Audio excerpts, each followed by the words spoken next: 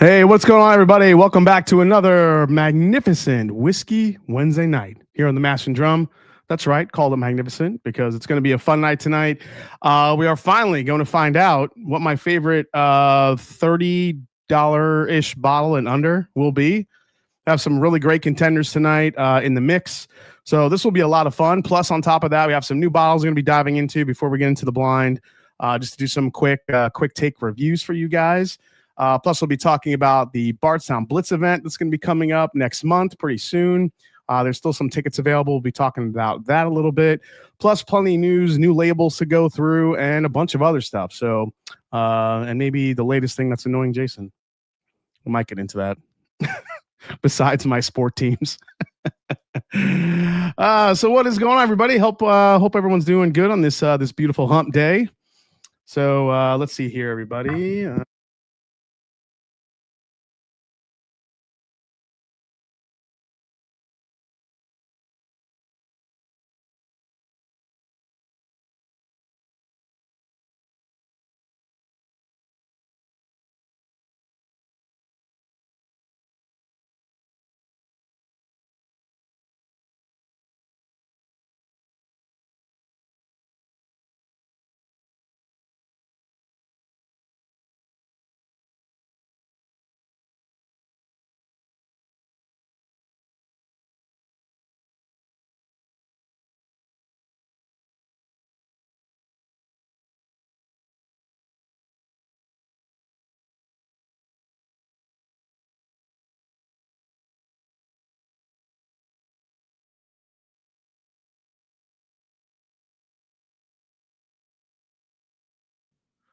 Sorry, I think I tapped the mute. If you tap the top of the mic, it actually mutes it. So sorry about that. My giant sausage fingers grabbed it. He is telling us all the bourbon secrets with the mic off. Yeah, that's pretty much what we're doing. Just telling you guys all the secrets. So I'm sorry if you guys missed it if I was muted. Basically, what we're going to be doing is tasting through the Mictors, the new Mictor Sour Mash Toasted that just dropped. The Sazerac 100. We'll be diving into this Remus 9, which is, I was planning on filming the full review for that tomorrow, but I feel like I'll get a first impression tonight for you guys, see how good it is. It's the highest proof if they've released so far, so that'll be interesting to get into. Obviously, the Caleb's Crossing. Then we'll do the blind and talk about some other stuff, maybe the latest thing that's annoying Jason this week. So we'll get into all that stuff. That's what happens when you top your knob. Love you guys. All right, so I'm going to start off light tonight. We're going to get into this Mictor's because it's only this Mictor Sour Mash Toasted is only like 80 something proof, I believe. 86 proof. My goodness gracious, Mictor's. I know you have a low entry proof, but my word. So we'll let that open up a little bit. And in the meantime, we'll say hi to a bunch of guys in the chat. We'll also talk about the Bardstown Blitz event that I'm going to be putting on next month. These weeks are flying by. So next month in October, we'll be doing the Bardstown Blitz. We have some tickets available. So I'll let you guys, if anybody's interested in coming to the private event at Heaven Hill. That's right. A private event at Heaven and Hill with the Mash and Drum and my Bourbon Journey, the Mash and Journey Whiskey Club. All of our members are going to be there, and as well as some other folks too. So it's a private event, 2 different venues. I'll talk about that a little bit. And if anybody's interested in coming along, we'll drop the ticket link here, and you guys can maybe grab a ticket here to go. So let's see here. Let me go back out. Okay, first and foremost, Randall Erickson, what's up, man? Don't forget to get you Bardstown Blitz tickets if there are any left tonight. Yeah, we'll be talking about that. Nathan Jurgensen is here. Vic's old line pick in the Glen tonight. That's a good one, man. That Madeira old line pick is really good. Travis Robeson is here, rolling the dice for the Bonded. 96 Milliman. Joey B is here. Sandeep Chima. What's going on, Sandeep? Nice to see you as always. Papa Steve is here. Evan Williams, 1783 for the world. I mean, we're down to the nitty gritty here tonight. I think what mostly surprised me about this lineup, what's left tonight, there were a couple of surprises in here. I did think that in the lineup, I thought So a couple standout. I thought 1792 would do a little better. I'm trying to think of some others that I thought might do a little bit better, but mainly I think that was kind of the big surprising one. I thought H&H might do a little bit better. Buffalo Trace in general, maybe, but we got some benchmarks in there.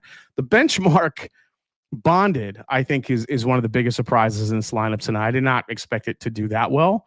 Also, the 1783 Evan Williams. I thought that was gonna get lost a little bit, but it really stood out as a nice pour. So we'll see how it goes tonight. Phil is here, sipping the 70th anniversary tonight. That's right. That's Wild Turkey right there. Danny Lynn is right here. What's going on, buddy? Dr. Sped in the house. Redline 10-year rye in the Glen. John Legalbo is here. We got Slapshot. What's going on, Slapshot? Nice to see you. Big Ed Williams. What's going on, beautiful? Nice to see you, man. JG is here. We got Kitsat Whiskey Society. Tim Cornet is here. Night Method. Josh Fritz is here. What's up, Fritzy? Nice to see you, man. Tim Taylor. Cheers from Drury, Indiana.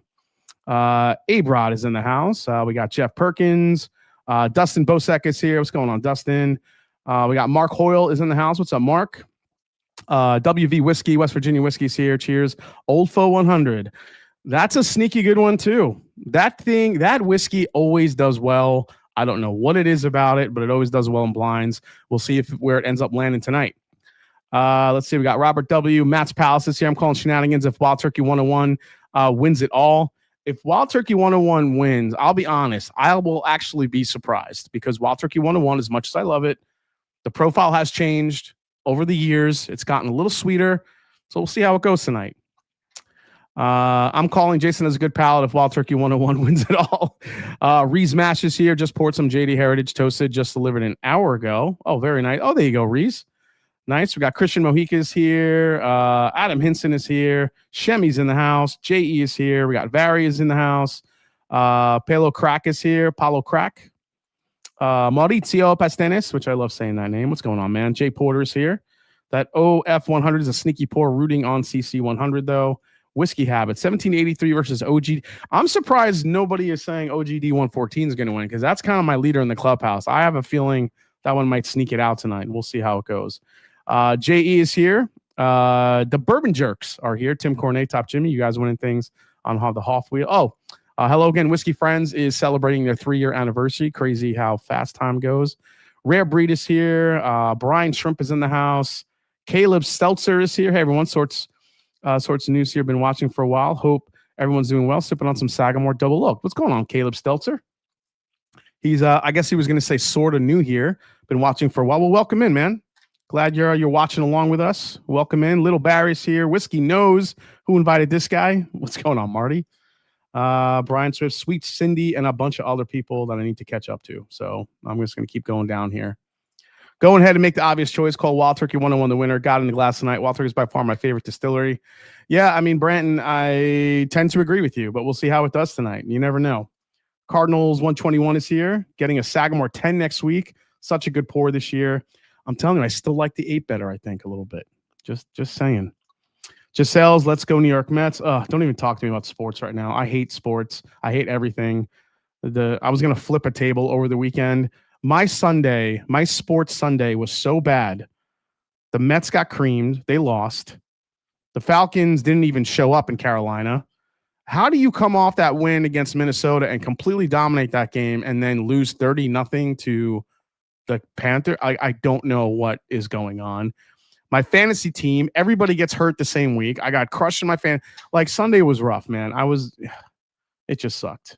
I know there's some bad teams out there that people have been rooting on for years, but I don't know, man. It sucked. Old Tub isn't good. Yeah, I did not put Old Tub in that shit. No way.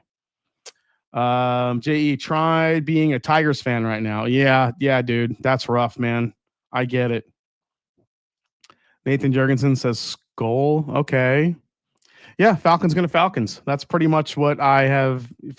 They're just a bad organization. I think there's a black cloud over them for whatever reason. It sucks, man.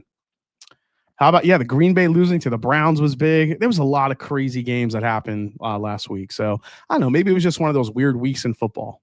Who knows? The Guardians winning 16 in a row, taking over the AL Central. That's nuts. My dream is for the Cleveland Indians to make the playoffs, face the Yankees in some way, shape, or form, and beat the Yankees. Because every time Cleveland has to play the Yankees, the Cleveland can never beat them. I would just like to see Cleveland beat them one year. And then everybody in the Yankees gets fired, which would be amazing. Jason, my wife said try being a Titans fan. Yeah. Yeah, Titan. It's been rough for the Titans too for many years. It sucks when you're rooting on for it sucks when you're like in week 3 and you're rooting for, your team. It's a fresh start. Maybe this will be the year. And then the year starts and like 3 games and you're like, oh, we still suck. It's just so demoralizing. Oh, man. My Twins can't beat the Yankees either. Yeah, the Twins have a rough time with the Yankees too, man. George Rice says, go Yankees. Yeah, meh. Green Bay losing to the Browns was freaking hilarious. Almost makes up for the Tigers' collapse. Cleveland will never beat the Yankees, says Cheech Ardolino. I mean, that's what it feels like, Cheech. What's up, Cheech? Nice to see you, buddy. Adelio says, we're in for some good football this weekend, college and NFL. Lots of time on the couch. Skull. Nice. Yeah, Colts and event. Dude, Daniel Jones just having a second life, man. Yankees, the Blantons of baseball. Damn, Nathan, you should put that on a t-shirt. Now we got it. Oh, you have it this year all of a sudden. You're going to figure it out. You're going to figure it out, Devin? All of a sudden, everyone's going to hit. Oh, okay, we'll see. I'll believe the Yankees winning everything when I actually see Judge living up to his power and everything, during the game or during a series, I should say. The Giants are cursed. Yep. The batter got hit in the face, but was okay. That was crazy. That batter got hit right in the face. As a Yankee fan, I'm glad Mets lost, says Palo Crack. Yeah, I mean, that makes sense. Yeah, I mean, Yankees, Mets, and that's so. Yeah, speaking of like shit that annoys me, I know we talked about parking and stuff, but just watching sports over the weekend. Why do people wear the other team's jerseys to games that aren't even playing? Like, I hate that. Like, I hated going to Citi Field watching the Mets, and people would walk in with Yankee jerseys. Like, screw you, go home. Like, this isn't a Yankee stadium. Nobody wants you here. Go home. It's like, when I used to go to Giants games, and the Giants would be playing, I don't know, the Giants versus the Falcons, and there'd be some asshole with a Dallas Cowboy jersey in the stands. Don't be an ass. Just whatever. Either you wear a jersey or a shirt from the teams that are playing, or you just wear a normal ass shirt. I don't want to see a Dallas Cowboy jersey in the middle of like a, giant Eagles game or some shit like that. It just drove me nuts. And then, Yankees jerseys at a Met game. Dude, I'm going to throw some cheese whiz on those people. Like, forget that shit. Like, no. Don't be bringing the pinstripes to the orange and blue. Keep those things home. God. Killing me. A lot of Yankees fans also root for the Mets, says George Rice. I can't say I've really met any Yankee fans that root for the Mets, but if you say so. It's like going to a Mash and Journey meetup and wearing a Whiskey No shirt. No, see, that's different, man. Whiskey and whiskey people are universally loved. That's how it goes, man. I'm a grown adult. I do what I want. So Cardinals is one of those guys that wears his own shit to different games. Yeah, like parking backwards. Yeah, everyone just does the shit they want, even though it annoys the crap out of other people. I get it. Kristen Nolan says, I'm originally from Boston, so not a New York fan, but the last couple of years I felt bad for Daniel Jones. No offensive line to protect him. I always said he's going to be good if he had an O-line and receivers. Yeah, Chris, I agree. I think a lot of people thought that about him, especially playing for the Giants. Had no protection. It was a mess. So this is the same concept and wearing a different band T-shirt to a concert. So is this the same concept as wearing... No, I don't think so. Because I just think like you're seeing one band, it kind of just like generates your love for music and kind of shows, I don't know. I don't know what it is about other jerseys at games. It just drives me nuts. How in God's name is Knob Creek 9 and Green River Weeded not in the list? Both are under $35. Green River and Knob Creek. Knob Creek 9 almost made it. It just got knocked out. It was like number 5 out of the top. So I had a top 4. Knob Creek 9 was 5th, and it didn't make it. So yeah. Mets fans root for Yankees when it's time to start winning. Mets fans root for the Yankees when it's time to start winning. I find it, unless the Yankees are playing like a New York Mets rival, I'll never root for them. So, all right, let's get into the whiskey, guys. Enough sports talk. So this is the US1 Toasted Barrel Finish Sour Mash Whiskey. This whiskey is part of the Mictor series of whiskeys finished in toasted, uncharred barrels. The 2025 release is, let's see, follows on the heels of Mictor's Toasted Barrel Finish Bourbon and Barrel Finish Rye, both toasted. Let's see, blah, blah, blah, all the marketing speak.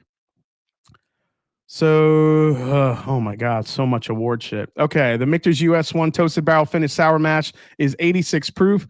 Suggested retail price $110 per bottle. Master Distiller Dan McKee said our sour mash whiskey is an interesting whiskey that has the attributes of a really good bourbon, yet finishes bite like a rye. It's a whiskey that is a terrific candidate for finishing in the second barrel that is toasted but not charred. Okay, let's get into this thing. Holy shit, this is sweet. So like on toasted whiskeys where you get marshmallow, this is there. This is like marshmallow mixed with the inside of an Oreo cookie, like the white part in an Oreo. I feel like that's what I smell.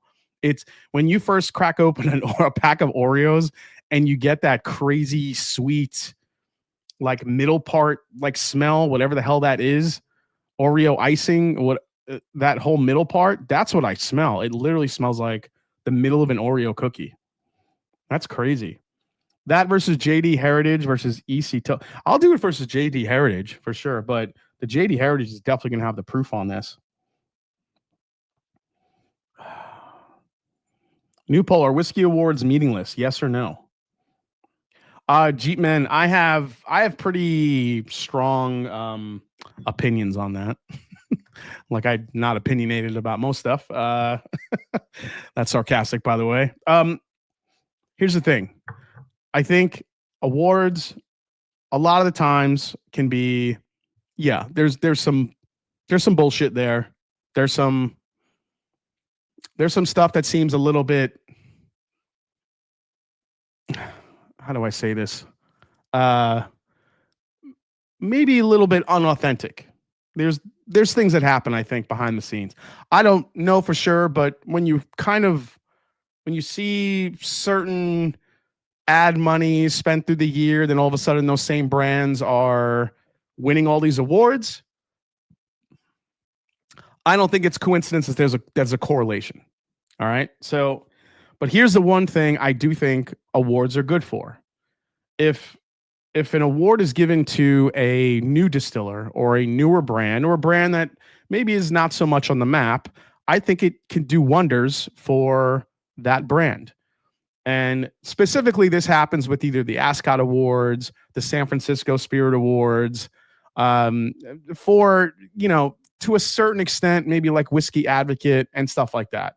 But, and like Breaking Bourbon and some other online, whatchamacallit, publications also post their Whiskey of the Year awards. There's always like a cool, new brand that's filtered in there. Now, whichever ones you pay attention to, whichever awards that you pay attention to, that can make an impact on you, which maybe you go out and buy it and try it, but it also makes a big impact on the distillery itself. It's done. I've seen it firsthand. I've seen it, here locally at High Bank. High Bank has won, I think, 3 or 4 years in a row. They won the best American whiskey blend with their High Bank and their barrel proof whiskey war releases. And it's gotten a lot of notoriety. It's driven a lot of traffic to their storefront and their restaurant and everything that comes with it. So I do think it tends to put a spotlight on some lesser known brands, which is part of what I do like about awards.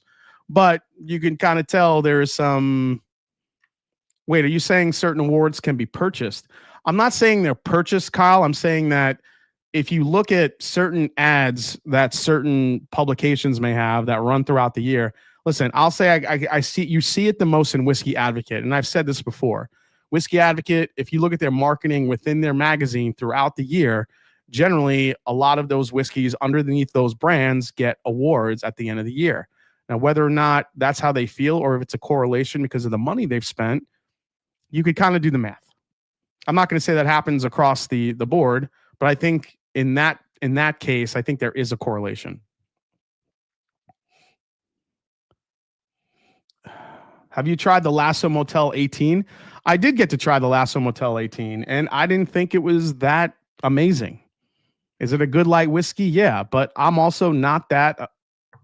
I'm just not that crazy about light whiskeys. It doesn't move me like it does other people.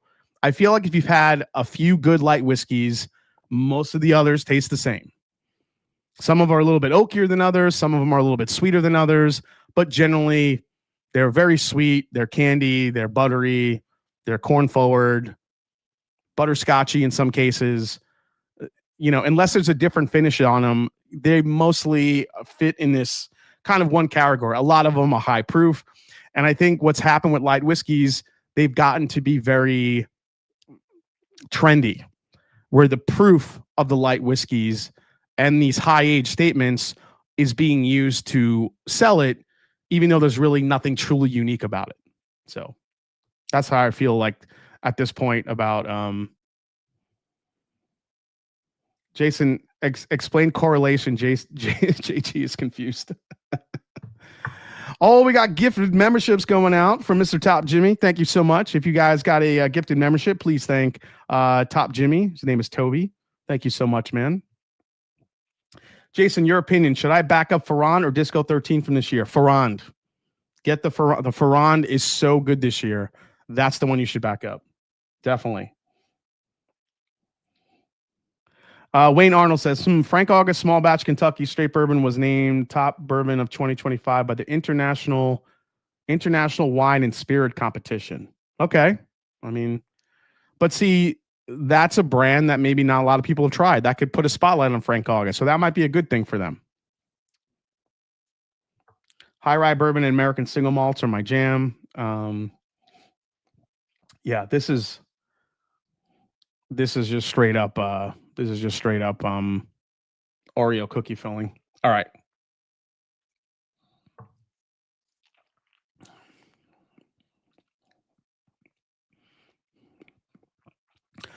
I just got peach in that. That's weird.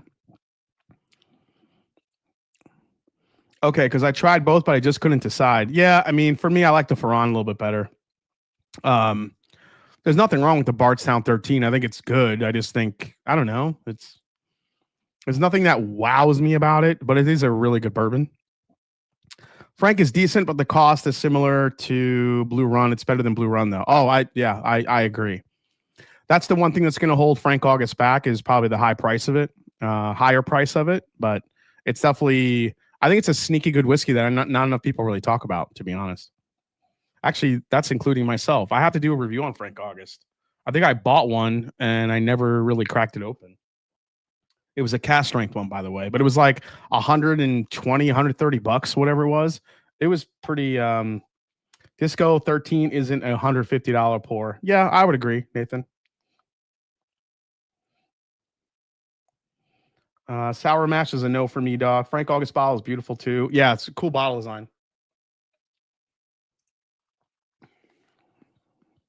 Yeah, second sip, this thing just falls off a cliff. For 110 bucks, I love Mictors in most things they do, but this one is just a miss for me. I don't know. It's just the proof is. It does have a good spice for an 86 proofer, but the flavors just go flat across the palate. Second sip in, all of a sudden it just went. Meh, it just flattened out. Yeah, 12. Like, yeah, don't compare Discovery 13 to 12. They're completely different whiskeys. Yeah, I mean, that's the one thing I could give this. It's got a really nice toasted spice on the back end of this one, but the front and mid palate just kind of go flat. The finish for an 86 proofer is actually the best part of this whiskey, which is weird. But that's what I'm getting. I'm getting a nice little spice. But if you're drinking stuff higher proof, that along with this, that spice is gonna that finish is gonna fall flat even more. I thought the Ferrand was the cognac sweet for my bourbon pour. The 13 was my ham. Oh, my jam. Well, I thought the 13 is pretty sweet too, Wayne. But yeah, I don't know. I just thought the cognac, the way they finished it, was pretty good. I mean, again, that's a questionable $150, $130 pour, but I think it's way better than the first Ferrand they did. Well, what do you like better, Disco 12 or Disco 13? Oh, definitely Disco 12. 12 is still one of my favorites up there. And some days I like 11 better than both of them. Yeah, we're gonna do a Remus 9 preview here shortly. So actually, I'll pour that next. Let's get into the Remus. Why not? Let's do it. I actually have the I have the write up here as well, so we can learn all about it. Let's do the Remus 9. 11, 12, 13. There you go. I think if you like more, so between 11 and 12, as I stated before, if you like more oak, I think you like 11 more than 12. 12 is, I think, more fruit forward, a little bit more sweet. When I was comparing all three of them, 12 just got like this crazy Jolly Rancher vibe, and that's because there's buffalo turkey in it. So I think that's where it came into the fold here. That Jolly Rancher, grapey, almost watermelon like flavor that 12 had, I think comes from that buffalo turkey. So, but 13 is just a different animal. It's very sweet. It's like drinking a creme brulee in a way. It's got some nice oak to it, but I just don't think it's as interesting as the other ones. Disco 12 versus 4 all the way. 3 and 4 and 2. Bardstown Discovery 2 are still my favorite. Those 3 are still my favorites. 2, 3, and 4 are killers. Killer blends. 11, 12 will probably be also in the top 5, but 2, 3, 4, 11, and 12 are probably my favorite discoveries so far. Maybe we'll do a 2 to 4 blow every. Yeah, totally agree, Nathan. 2 and 4 are 2, 3, and 4 are the goats. Bourbon Experience says 2 and 12 are my favorites. Yeah, dude, 2. Not enough people talk about 2. 2 was really good. Was really good. John Logalba, I feel like I did do that, but I could do that shit again. I think I have all the discos. Did you get lucky on the Raven Batch 3, Jason? I did. I did not. That was another thing I lost. Did not get picked for any Raven, nothing from Jay and the Ravens. I lost the entire weekend. It was bad. I was gonna flip a freaking table. All right, Remus number 9. September marks the 9th annual release of the award-winning limited edition series from Remus Bourbon, featuring a medley of 4 high-rye bourbons aged between 10 and 18 years old. Let's see here. A limited supply will be available September. The minimum suggested retail price of $100 per 750 milliliter bottle. So here are the details of what's in here. It includes 7% of the blend is that 18 years. So you have 7% is the 18 year. That's a 21% MGP rye mash bill. 26% of the blend is an 11 year, 36% rye mash bill. 23% of the blend is a 10 year, 36% rye mash bill. And 44% of the blend is a second 10 year bourbon with 21% rye in it. So that is the breakdown. Let's see. This is the highest proof ever offered. This is 104 proof. It's also non-chill filtered. I think this is only the second or third one that they've non-chill filtered since 5. 5, I think, was actually chill filtered, but I think 6, 7, or is it 7, 8, and 9 now that they've non-chill filtered. The non-chill filtration didn't happen in the beginning for Remus, so they kind of added to it. And I want to say it was 7 they did that. Maybe it was 6. I don't know. We'll see.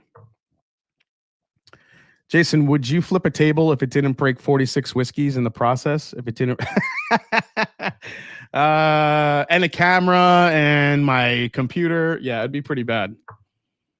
I sold my Remus 9 after another review from some very trusted palates, said Papa Steve. I sold my Remus 9 after another review from some very trusted palate. Okay, we'll see. The color of this makes me a little nervous. I wish it was a little bit lighter. I'm sorry, darker than this. A little bit darker. It seems a little bit light. Let's see here.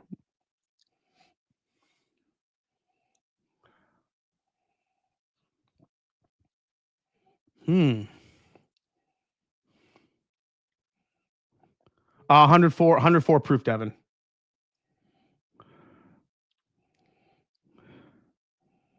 Stranahan's 12 is Stranahan's 12. Is it just me? What do you mean? What about Stranahan's 12? Oh, Mictor's yeah, Jack Daniel's Heritage is going to kill that Mictor's Toasted. I'm telling. I don't even have to compare it. The Jack Daniel's Heritage all the way. That Remus to me is cream soda pie, which doesn't make sense until you try it. I was going to say cola, like a little bit of a cola note, but I think cream soda probably makes more sense. This is like Doc Brown's cream soda, like specifically. Very, very cream soda heavy. I'm not really picking up like some of that old school cherry that you normally get with sometimes Ross and Squibb, MGP. This is more buttery, more vanilla, heavy vanilla. And I feel like there's some gingerbread in here, a little gingerbread cookie on the nose as well. Maybe like a hint of molasses just on the back end of the cream soda. It's interesting. Is cream soda pie as good as Mountain Dew pie? I think that sounds better, Nathan. Happy 50th anniversary of Caress of Steel. Damn, Peter Newton throwing it back. Caress of Steel. Happy anniversary. One of the most weirdest albums from Rush ever. I don't throw that one on very often, but that's a mood album. When you have to be in the right mood to listen to Caress of Steel. All right, cheers. Let's see what this tastes like.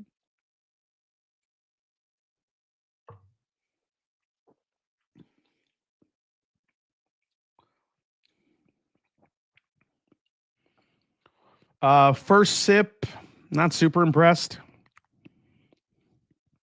The cream soda is there. I like the sweetness, but I want darker flavors in the Remus. I actually would rather if it had like a black cherry in it. Just not getting it. Let me go for another sip here. Doc Brown's best soda on the market, not named Manhattan Special. Wow, second sip was even a little bit more underwhelming. This makes me sad. And I'm going to be completely honest. Ross and Squibb sent me this bottle to review, and they're probably not going to be happy with my review. Shit. So it does have an effort like that. That cream soda note I actually think carries to the entire palate. It's buttery. It's toffee. It almost is kind of like if you've ever been to Disney and you've had the butter beer in Harry Potter World. I feel like it's kind of along those lines. You get like this buttery cream soda, little bit of spice. That gingerbread kick is on the mid palate, maybe a little ginger. But overall,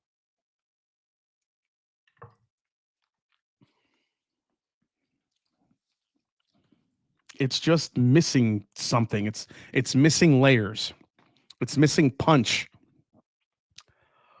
Compared to Remus 6, okay.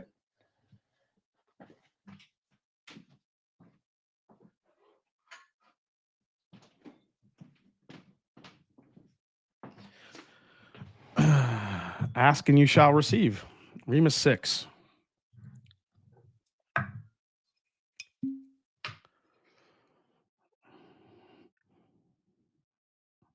Yeah, I would agree. Some of these, I'm glad I'm actually cracking this Remus open now, just because they do tend to change a little bit. But let's see what we got here. Randall Erickson giving out memberships. Cheers, Randall Erickson. Thank you so much, buddy. Appreciate it. Jason, how's it compared to Remus 8? Thought that was the best in a while. Yeah, I agree. I could pull 8. Make me get up again.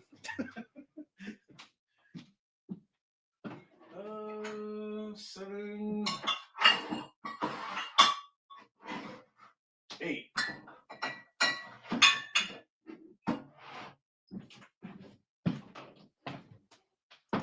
Actually, you're right. I think I actually really did enjoy 8 quite a bit.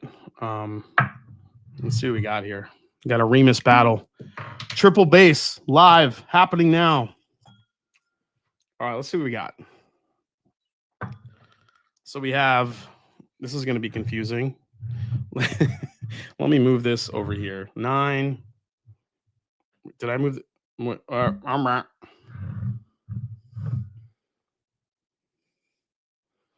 Oh, that's 6. So 6 goes here. Oh, almost spilled that. 9 goes over here. And what is this? Is 8. Okay, now they're in order. Almost confused myself. All right, let's go to 6. 6, I get the cherry for sure. Wasn't a fan of 6, so I was hesitant on the Gatsby.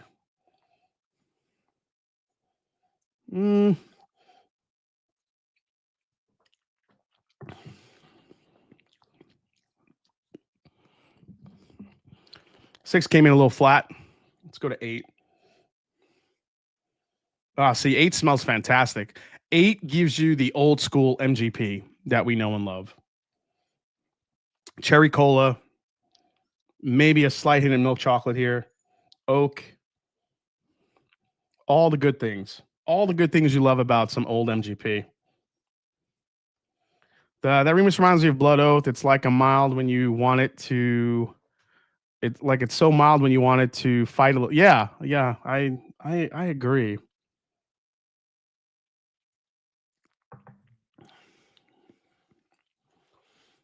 Yeah, I like 8. 8's really good. I think even though 8 is, what's the proof of this one? 101 proof for 8. I still think it carries some really nice flavors that you're used to from MGP. It's kind of a nice blend of classic MGP with the cherry cola, some nice oak, the vanilla a little bit. You get like a slight hint of leather in there from the older whiskey, and some of the modern MGP, which gives you a little bit more cinnamon, gingerbread, stuff like that. So now when you go to the 9 here, man, it's so crazy how cream soda this is now. It is just getting more and more cream soda.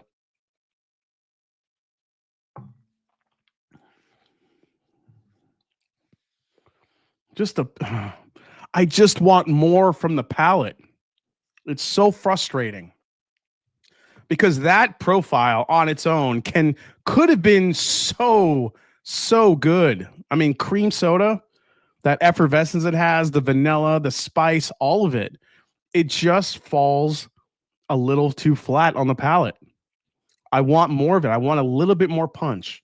And even though it's the highest proof of what we've seen from Remus, it's just not bringing enough punch. The nose is fat. I could smell this all day long. This is like a vanilla candle.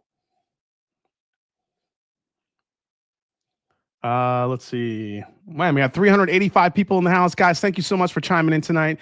Please hit the like button while you're here. It's free. I appreciate it. Thank you so much.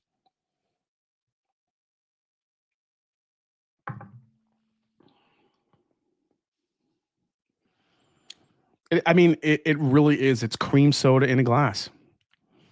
All that vanilla cream, vanilla icing you get up front, mid palate, maybe the slight hint of like a light caramel that's in there. And then the finish hits you with like this effervescence. It almost comes off carbonated.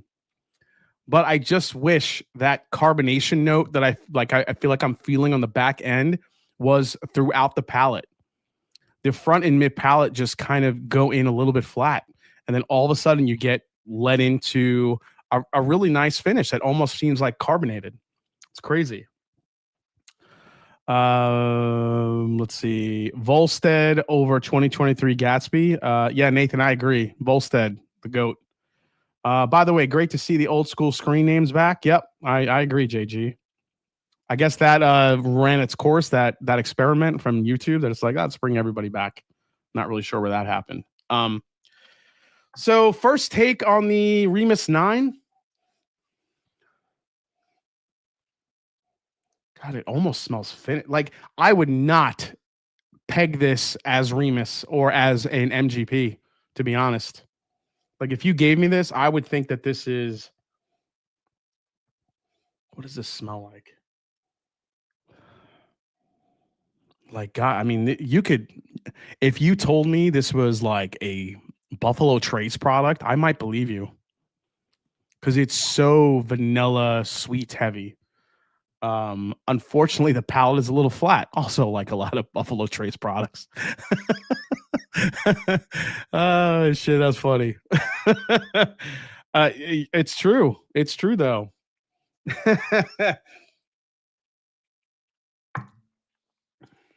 God, even that sip, it just falls off a cliff so fast. Remus is one of those brands where you just want it to be so good. Like, I root for the Remus every year because I think it's a really good value bourbon. I mean, $100, 18, you know, you have some really nice ages in there, but they just don't always hit. And, you know, sometimes, you know, when you're talking to distiller like Ian Stursman, master blender of the Remuses right now, you know, I'm not sure. I would have to talk to him. Is he going for a specific profile? Sometimes you go for specific profiles. Maybe he was going for something a little sweeter, easier to drink, rather than the spicy cola cherry note that maybe he's used to blending. So if he was going for that, then he probably did hit it. Maybe he was making it more universal for drinkers, because I think that there would be a lot of people that would like this. But if you're looking for like that old school, deep, dark, rich cherry cola, oak, something more akin to Remus 5, this is completely different. And I actually think it's different enough where it doesn't even, like, even when you compare it to 8, I mean, it doesn't even smell like the same distillery.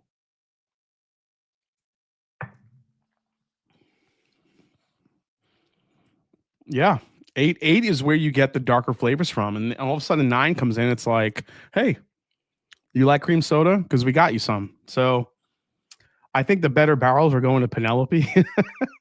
Nathan, there's no better or worse barrels than MGP. They have so much shit. There's no better or worse. Yeah, there are better or worse barrels, but even if Penelope got all the, like, a bunch of good barrels, it doesn't matter, because MGP is going to have 500,000 more barrels that they could use that are also really good. So there's no better barrels going to anyone. Yeah, Buffalo Squib, I'd call this. Buffalo Squib. I'll do a full review of this tomorrow, and I'll drop that review Friday. See if it opens up, it changes it all. But right now, first impressions, if you like cream soda and you like a lot of vanilla, you're going to love this Remus.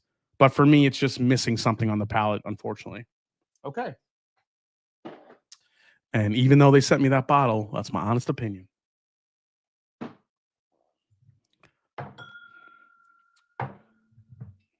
Let me put this back. What's next? Let's get into this Caleb's Crossing. I'm excited about this one. Actually, you know what? Let me try this Sazerac 100 real quick. Everyone's bothering about this bottle. Did you taste the Sazerac 100? All right, I'll taste it right now. America.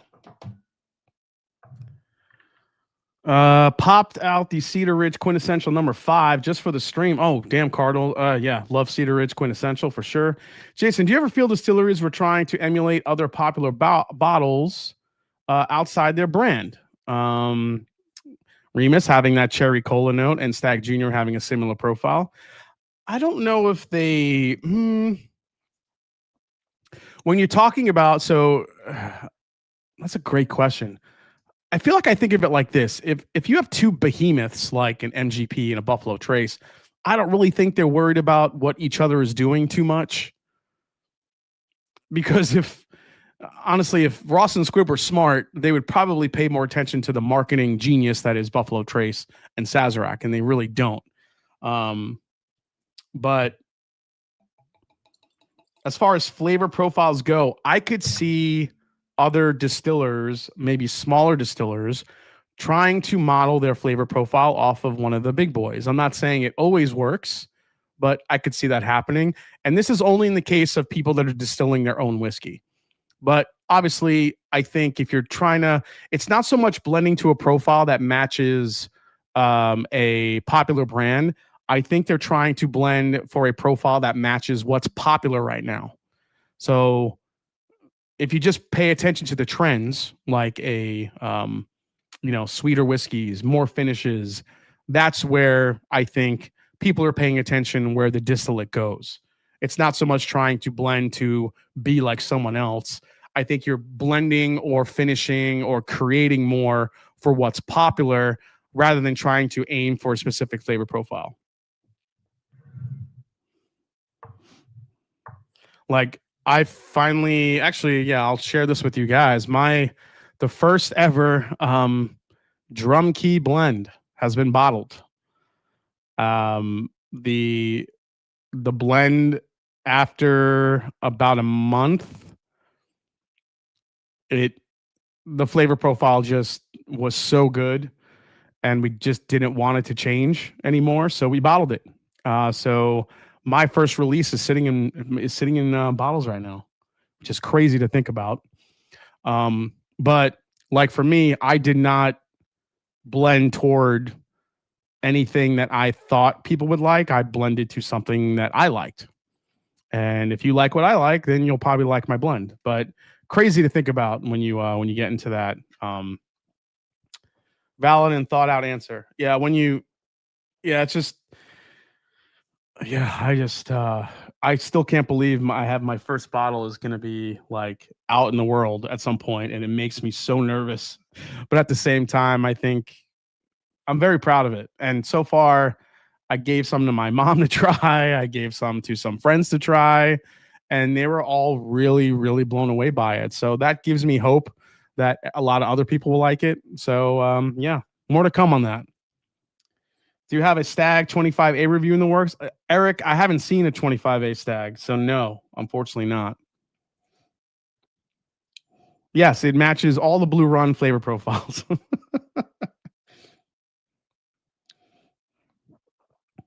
Thanks so much, Brian.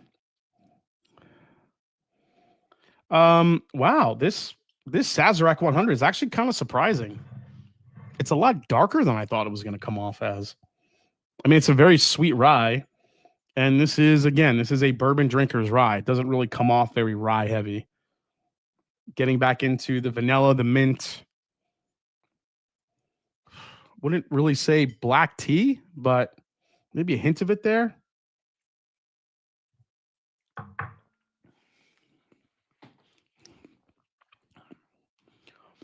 You know, I'll tell you what, that's way better than the standard Sazerac.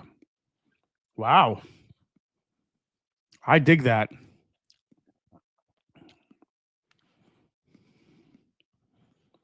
So Sazerac is coming out with a 125 proof, right? Are we calling that baby handy or little handy? Does that make this baby handy if that's little handy? I don't know, because this is actually pretty nice. Drum key sample giveaway, says Papa Steve. I'm not sure if I'm allowed to do that yet. I would love to do that. I'm not sure if I'm allowed to do that. I would love to do that though. You know what? Let me get some final bottles in, and when that happens, I will give away some samples. Handy soft handy. J.E. Oh, that's the one. This is the soft handy.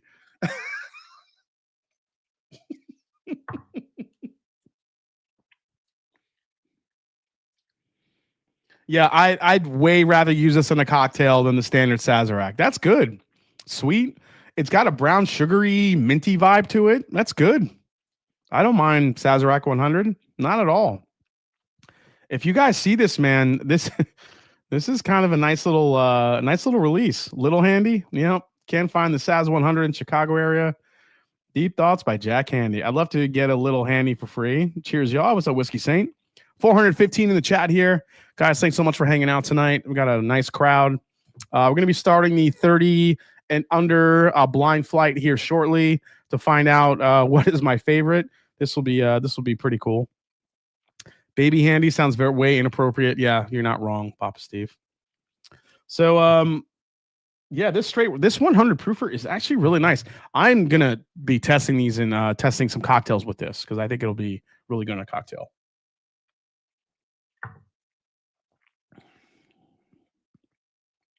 Yeah, just has a little bit more heft to it. I think it's a little sweeter. I think the higher proof actually made it sweeter, and it's a little bit less rye forward for me, which is pretty nice. That could be the lefty-handed. Oh, the stranger. I see where you're going, Henry. Yeah, Sazerac 100.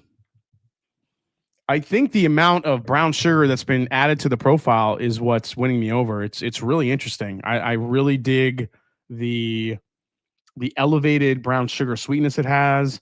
I really like the extra spice it has.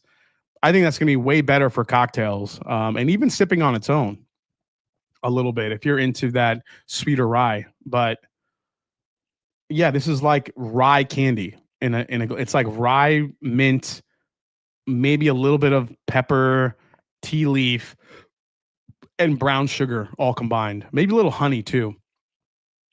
I feel like I'm getting a little honey on the back end. Saz 100 versus Jack Daniels Bonded Rye, says William Wiley. You're going to make me break out Jack 100 Rye? I guess I could. This is what I like to do for you guys.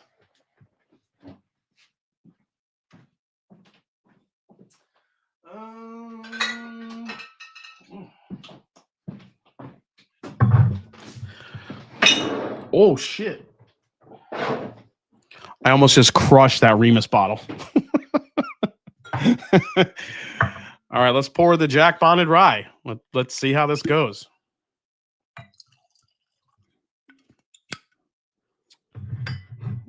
All right. Real quick, before we get into this comparison, I do want to take the time out to raise your glass. If you have a glass in front of you, get ready to raise it up because the bourbon industry lost a legend today. That's right. If you guys do not know who that is, that is. Where'd it go? Hey, where did the? Oh, there it is. Sorry, guys. This is Mr. Evan Colesveen from Willett. He passed away. It was just announced today. One of the most brilliant bourbon minds to ever live. He was a father, a grandfather. He was paramount in the rebirth of bourbon in 2018. There was a big story about him, his family, his quest to help cancer research. I mean, just an incredible figure in bourbon, and he really pioneered, with his releases from Willett, raising a lot of money for cancer research. And I think it's something that shouldn't be lost on people. I mean, Evan Colesveen, he privately battled cancer. His son, Drew Colesveen, his daughter, championed their father's iconic whiskey rise. He worked with Thompson Willett in the 1970s, fell in love with the Thompson's daughter, Martha, who he married. Both Martha and Evan were a part of the 1980s and 1990s bourbon revolution. Martha handling the business side, Evan using his gifted palate to find barrels on the open wholesale market when nobody else was. They helped tap into the Japanese market, which ended up being bourbon's savior in the 1980s. And they were among the first to champion small batch whiskey. So, guys, raise your glass to Evans Colesveen, a huge pioneer in bourbon. The bourbon world lost a pioneer today and also a great person. So cheers to Evan Colesveen. So raise the glass to him. Cheers.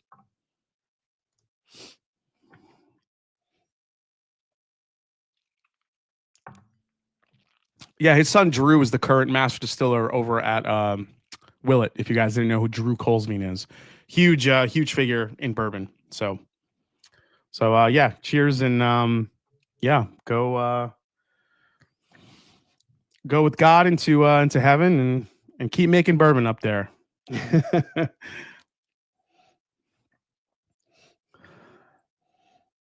On the nose, I like the Saz.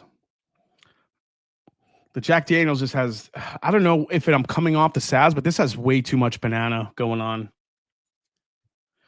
Brian Noon, how often do you join in the Bourbon Hunters podcast? I didn't go on the podcast for a couple months because of my girlfriend Kim and her back surgery and her recovery.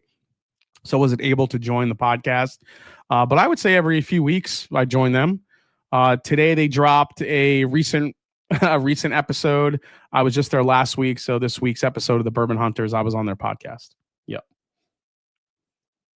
Do you ever have a off palate day? Started to have a few pours and everything tastes different. Anything you can do to get it back, or just wait another day? Yeah, Kevin, for sure. This is actually an interesting question.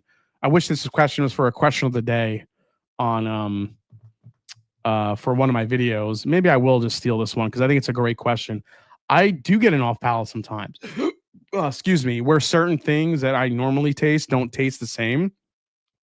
And from who I've talked to, it comes from a lot of different variables. It can be what you ate that day. It can be just that day in general, just how your palate is reacting to different things. There could be internal stuff that's happening that could affect your palate that you don't even know or see. So there's a lot of different factors and variables that can affect your palate, over the course of each and every day. As far as correcting it, I don't think you should ever force it. If you feel like you're not tasting the same things as you normally do, I would probably wait another day. That's what I normally do. I'm like, I'm not tasting anything today because my palate is way off. So I'll just wait till the next day or the day after, and usually it self-corrects. As far as what affects that, I think normally it could be food, it could be what you ate, what you tasted, what you drank. A lot of different stuff can factor in mainly, but sometimes there are internal things happening that actually will affect your palate day to day. And sometimes that can affect you. Yeah, I mean, sinuses are a big one for sure. All right, let's try the Jack Daniel's Bonded.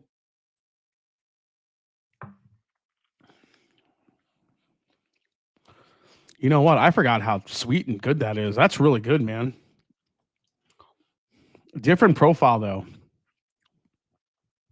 Way more caramel, chocolate, a little bit of that banana's there, but not a ton of it.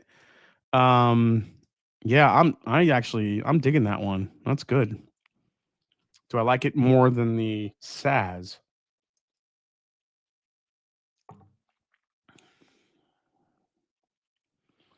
You know what? I actually might like it more than the Saz.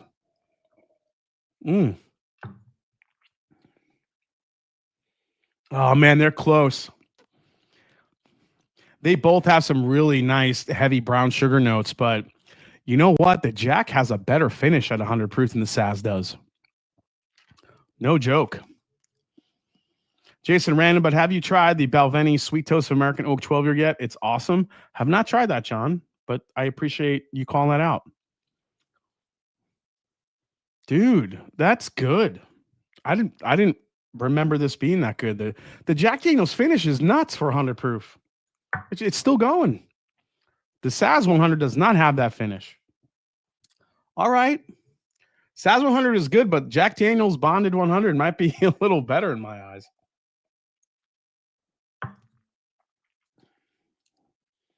Dude, that's stupid. I like this way better than the Jack Daniel's Bonded Tennessee whiskey. That's for sure. Yeah, okay. This is good, but this is better. Just buy the Jack Daniel's Bonded Rye. That is good shit. Oh my gosh. All right. All right, guys. Last one we're going to try here is the Caleb's Crossing from which is kind of a nice bourbon to end with, or I should say a whiskey to end with, because it's actually a blend of bourbon and rye. So we'll pour this, I'll do a quick review, and then we'll get into our best bourbon, $30-ish and under. Blind Flight. Let's open this up. Holy crap. Are you serious, dude? How heavy is this tape?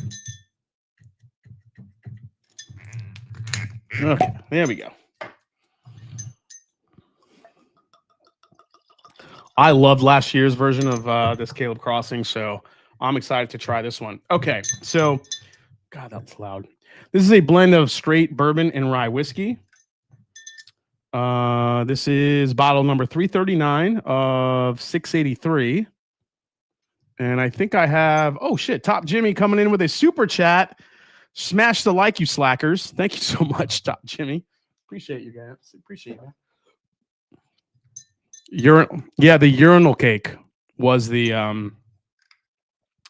was what I got on that bonded bourbon. I'm sorry, the bonded Tennessee whiskey. And I do want to say a quick just a quick thought out to God, that urinal cake note was just embedded in my brain. And I mean, it's just so crazy how somebody puts that in your head and then like that's all you taste. Did anybody else get a urinal cake note in the in the bonded Tennessee whiskey? Urinal is one of the worst cakes. Oh man. Am I yelling? I'm sorry if I'm yelling. I don't feel like I'm yelling.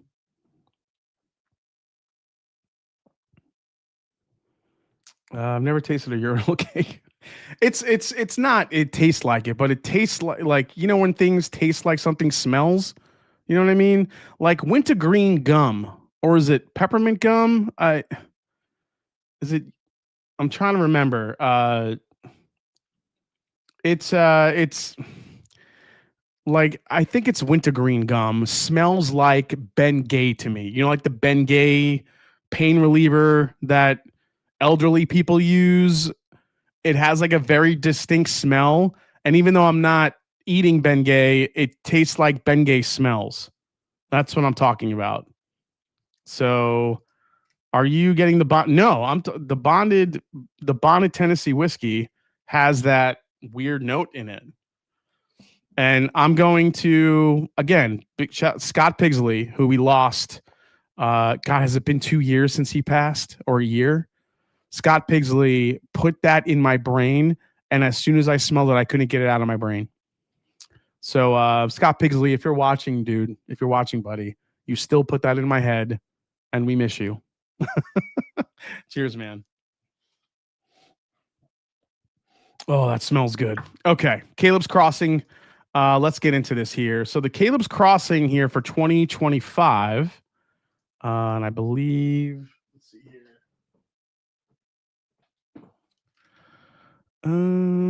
Is that, where is that? Caleb's Crossing. Oh, here we go. All right. The Caleb's Crossing Whiskey in collaboration with David Jennings, aka Redbird 101, announced the release of Caleb's Crossing Straight Bourbon and Rye Blend. Let's see. This is Caleb's Crossing Straight Bourbon and Rye Blend. The carefully crafted whiskey will be available in limited quantities September 2025. Suggested retail price of $121.99. Inspired by acclaimed whiskey blends spanning the last decade, this features a combination of 7-year-old Kentucky straight bourbon and 12-year-old Indiana straight rye whiskey, bottled uncut at 114.6 proof. The bourbon was distilled in Owensboro, Kentucky, which means Green River, and aged in historic clay-filled rickhouses. These unique locations are revered for enhancing seasonal conditions, intensifying the summer and winter maturation.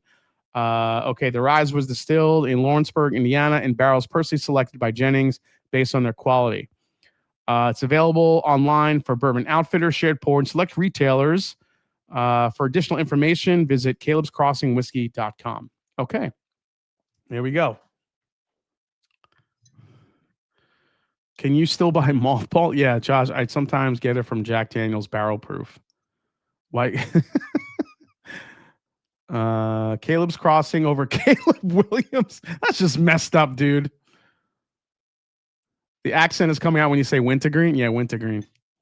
All right, let me get into this because I'm a sucker for a good Burai. Oh, this is good. It definitely leans more rye to me than bourbon. It's a lot of sweetness here. Man, I get... Let me see. Caleb's Cross 114. Let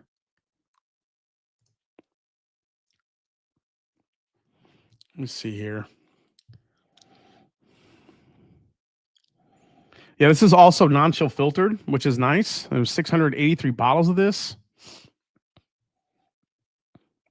So being that it's from Green River, I do get the peach for sure. There's a little peachiness here. Yeah, peach, orange, all that citrus is there. Some nice oak.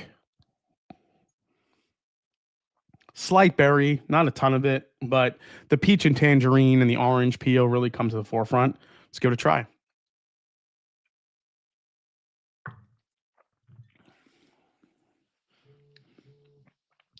Oh, the palate's delicious.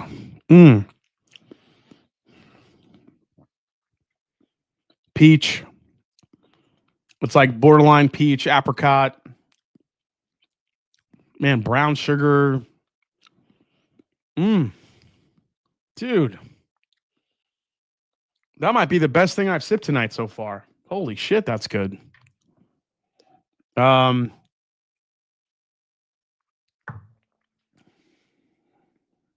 That's really nice.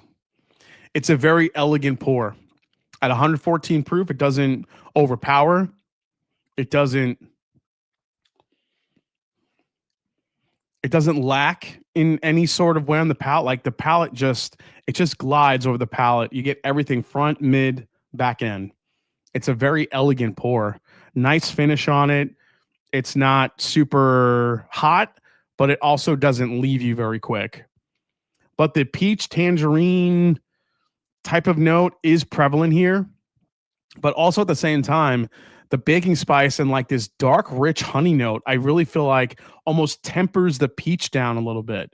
So it's not just all peach and it's not just all apricot or it's not just all orange. This like really nice honey, this dark honey comes in, and I always forget the honey grade. It's like A, double A, triple A. Like, how does the honey work again? I want to say it's like baseball honey, like double A, triple A. There's like different grades of honey. I feel like this is a very dark grade of honey that you're getting. That's kind of going on top of all those citrus notes that are intertwined. Citrus and stone fruit, mixed together, which is really nice.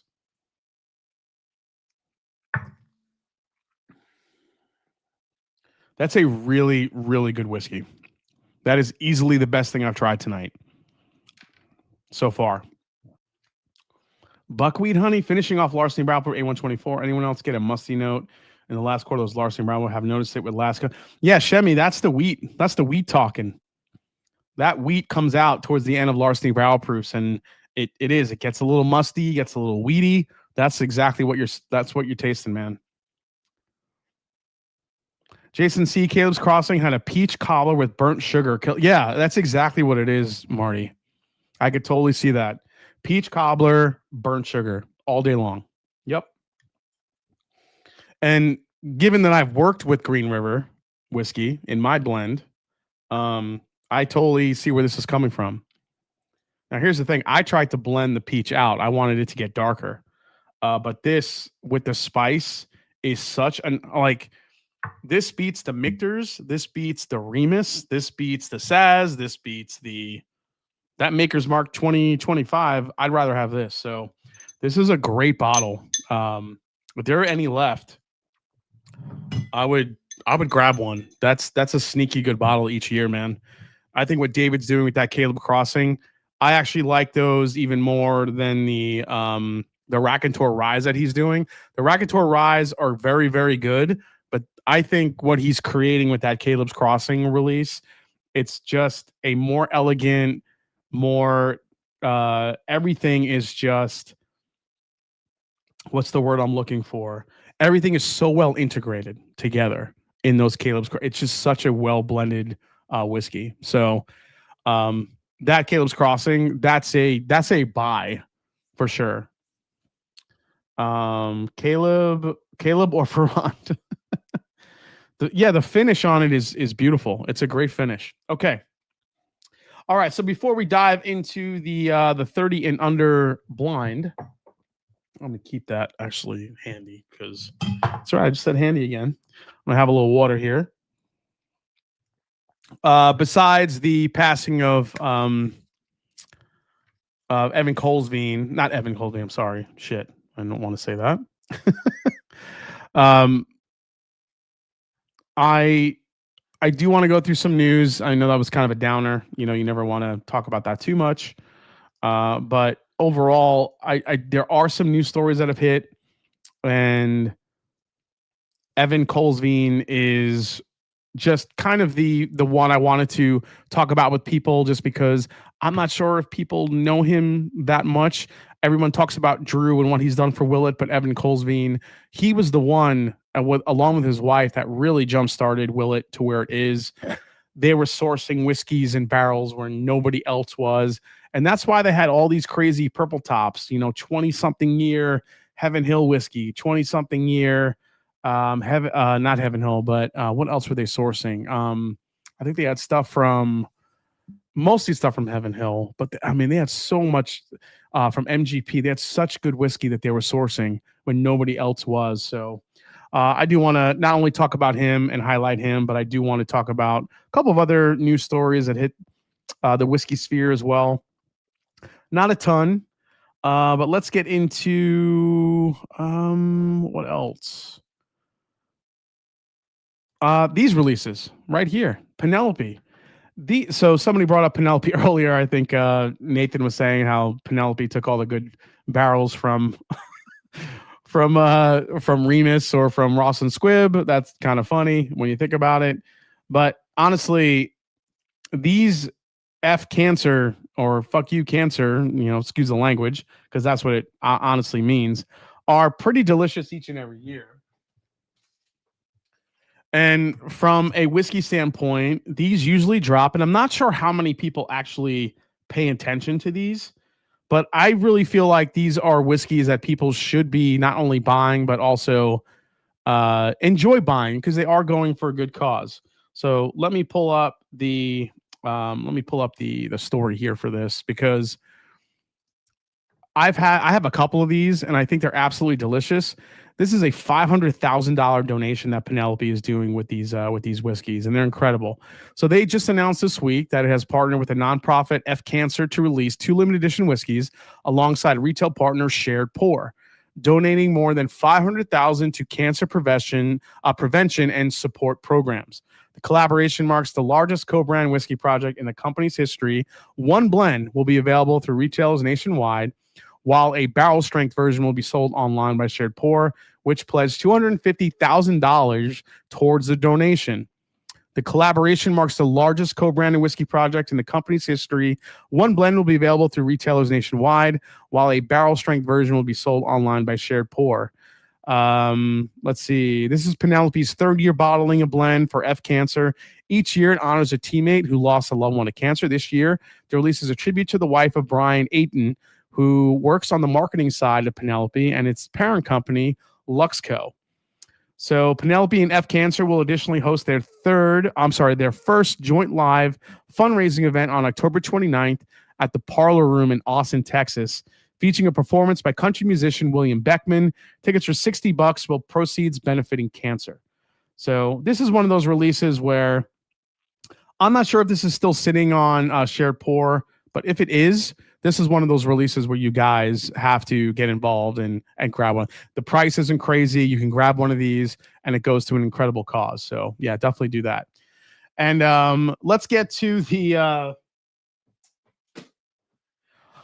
I'm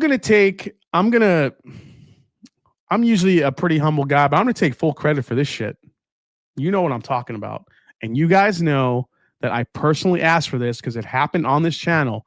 I personally asked for this release, and I don't give a shit what anybody says.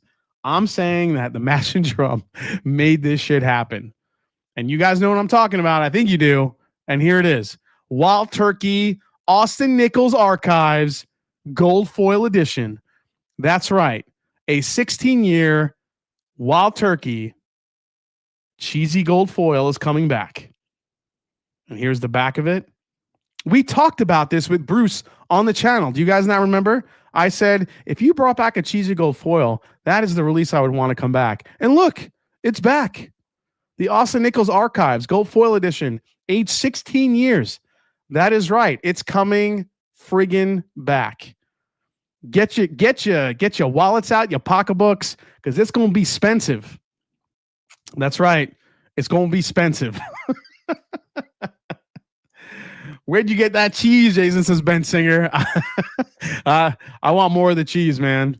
That's right. Hell yeah. It's coming back. I don't know if anybody saw this, but the Wild Turkey Cheesy Gold Foil is coming back. So if you look at the back label, in all seriousness here, if you look at the back label, it says Austin Nichols Archives. Wild Turkey Austin Nichols Archives.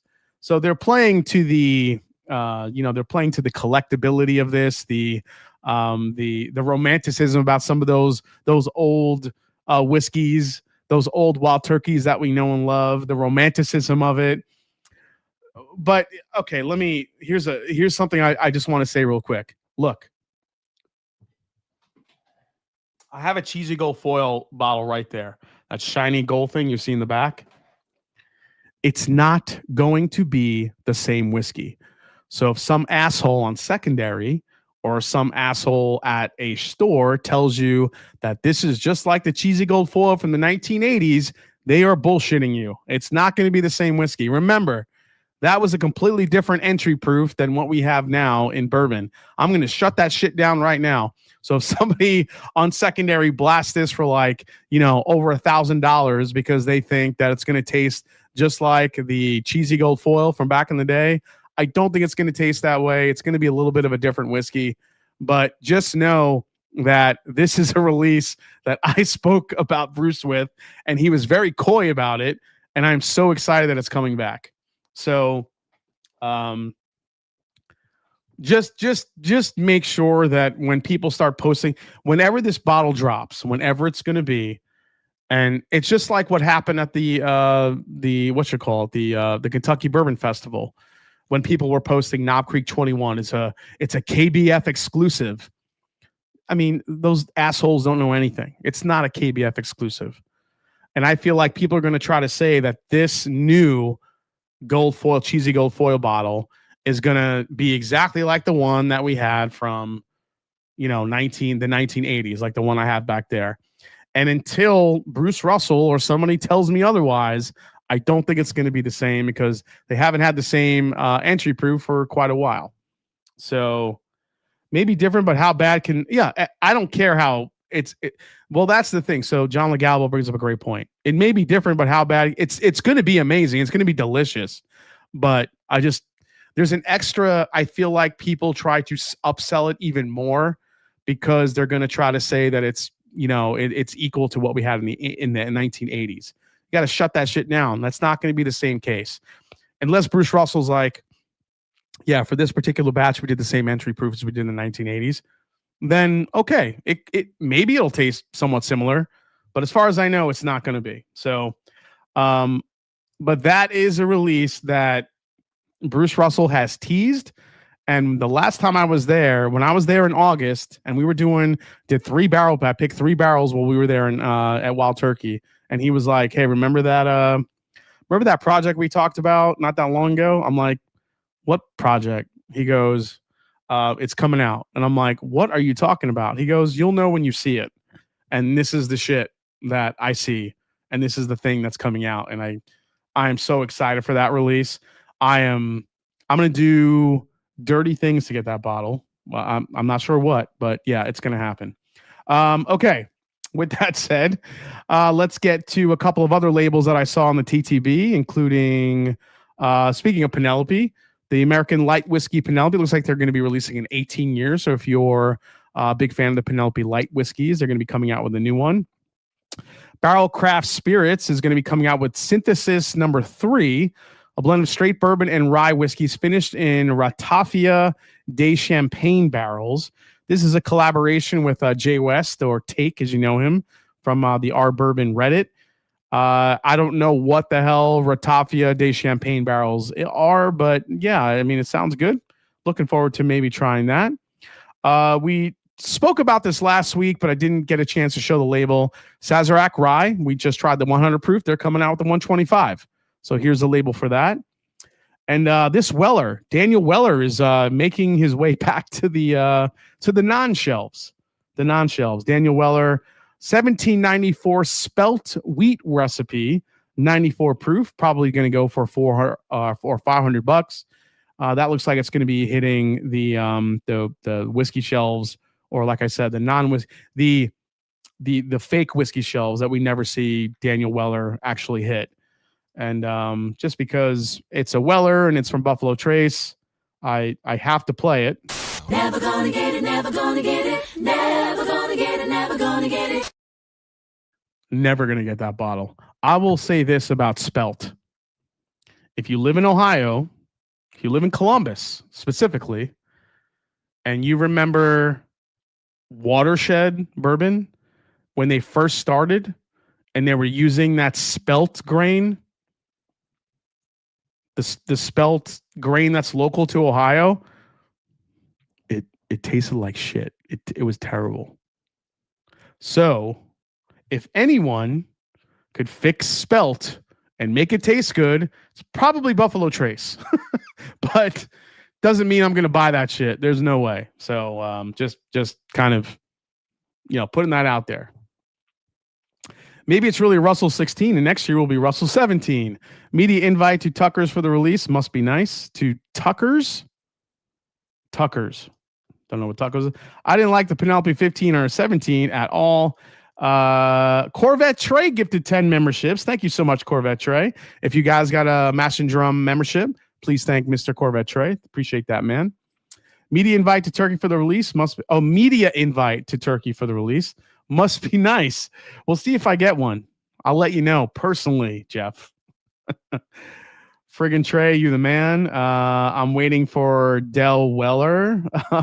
Way to go, Trey. Thanks, Trey. The full handy. Trey banging out there. Absolutely. Spelt is no good, says Jason Cruitt. Good way to put it. Sorry for the false hope, Jason. Mets are now down 10-2. Jesus Lord. Well, it doesn't matter. How are the Reds winning or losing? That's what really matters. Because if the Mets are going to get killed tonight, how are the Reds doing? The Reds winning or losing? That's what I want to know. It's pronounced Champagne. Okay, Champagne. I got you, Plush Mike. The Reds lost. Okay, so the Mets are still there. The Mets are still in playoff contention. I'm telling you, man, if the Mets back their ass into the playoffs, they're going to lose pretty quickly, man. Jeez. I have a Watershed near Hazmat, so disappointing. Go Buckeyes. Oh man, yes, Spelt is not great. Spelt is weird. I did not like the Spelt when I first tried it. Mets have a pulse. Go Guardians. Absolutely. Okay, this isn't one of the labeled ones, right? No, I'm gonna get that out of the way. All right, 1, 2, 3, 4, 5, 6, 7, 8. Okay, those are my 8. Yankees won. Boo ha ha. They're in the playoffs. Yeah, well, congratulations. Let's see how you do in the playoffs, Marty. Let's see if Aaron Judge actually has a pulse in the playoffs. Hopefully he doesn't drop any more fucking balls like he did last year. Ball hit his glove. He dropped it like an idiot. We'll see what happens, Marty. Keep the faith, buddy. Okay. I had what was I thinking? Oh yeah, the meme of the day. Meme of the day. This one is fitting for this time of year. So we have the bourbon meme. Well, not the meme of the day, but the meme of the week. The bourbon meme of the week goes to this one right here. Now serving pumpkin spice nothing. Drink whiskey. How many people in the chat hate pumpkin spice? Do you guys hate pumpkin spice? Because if you go to the grocery store right now, pumpkin spice is everywhere. There's pumpkin spice Cheerios. There's pumpkin spice Pop-Tarts. There's pumpkin spice waffles. There's pumpkin spice cookies. It's friggin' everywhere. Pumpkin spice lattes are back at Starbucks if you like that stuff. But I thought this was pretty fitting for the time of year because now it's officially fall. And instead of pumpkin spice nothing, you could just drink whiskey. And I agree. I agree with this meme. Thank you so much for this for this public announcement. Jeff Winbush, I loathe pumpkin spice. Connoisseur Cigars you're just gonna throw up. Top Jimmy says I'd back in to avoid pumpkin spice. Well played, sir. Well played. Pumpkin spice cheesecake. Yum. Crest with the pumpkin spice toothpaste. Is that a thing? Is there a pumpkin spice toothpaste? Dude. That's wrong. Okay, so before I get into the blind tasting tonight, real quick, guys. Next month, October 17th and 18th, Mash and Drum and Mash and Journey Whiskey Club, along with My Bourbon Journey, Scott, will be having a private event at Heaven Hill with a tastings, you do bourbon experience, guided tours, food, live music, everything that's going to be happening at Heaven Hill on October 17th. October 18th is Saturday. We're going to be doing a private event at the Whiskey Trail Hotel in Bardstown as well. We're inviting about 9 to 10 different brands of whiskey, of distillers, of also NDPs. They're going to be coming in, pouring some whiskey for everybody to try. Everybody just hanging out. It's been such an incredible event the last couple of years. Last year was a hard one to top, but I think we're going to try to top it this year. We're going to have a cigar tent at Heaven Hill. First cocktails on us. It's going to be pretty epic, and we can't wait to have all of our patrons there to join us. And the thing is that we've sold through most of the tickets, but there are about 28 tickets left. So if anybody out there is able to be in Bardstown, October 17th and 18th, or even the 16th, if you want to get there a little earlier, a lot of cool drops happen around that time. We're going to be living it up at the Fairfield Inn for our epic bottle share. It's going to be pretty incredible. Tickets are still on sale. There's about 28 tickets left, and we would love to sell them. And if there's anybody watching that wants to be a part of this really special event, I'm going to drop the link right now in the chat. You could grab a ticket right now. Tickets are $250. But they also cover we have transportation to and from Heaven Hill. You get a bottle in that mix, that's included in your ticket price. All the food, the transportation, everything is, all you have to do is show up, and we really try to take care of everything for you guys. So I'm going to drop this link in the chat. And if you guys want to be a part of it, it's open again, only 28 tickets left. So go grab one today. I would love to meet some of you guys that are watching right now and just hang out with you guys, meet you at Heaven Hill. Bernie Lovers is going to be a part of it, tasting some whiskeys and doing a tasting with everybody. It's going to be an epic weekend. So if you want to be a part of it, grab your ticket now. Appreciate it, guys. Yeah, by the way, the single barrel that we're selecting, it's a personally selected Elijah Craig barrel proof. So we have some really cool shit coming, and we also have pouring at the Trail Hotel the next day on Saturday. Larrikin, Penelope, Pursuit, just some really great people coming in to pour some whiskey to share with everybody. So if you guys are inclined and you can make it next month, please be there. We'd love to meet you. Like I said, it's going to be an epic weekend. So yeah. Yeah, you did, Mark. I saw that. Where can I purchase a bottle of Caleb's Crossing? Jose, check on Bourbon Outfitter. I think it's there. So Cardinal says, if I wasn't going to a Lainey Wilson concert, I'd be down. Oh, dear Lord. Are there any? There's going to be plenty of pumpkin spice bourbon if that's what you're into. Just letting you know. All right. Here we go, guys. I'm just going to pull these bourbons here. We're going to get into this 30-ish and under. What is my favorite? Let's see what we got here.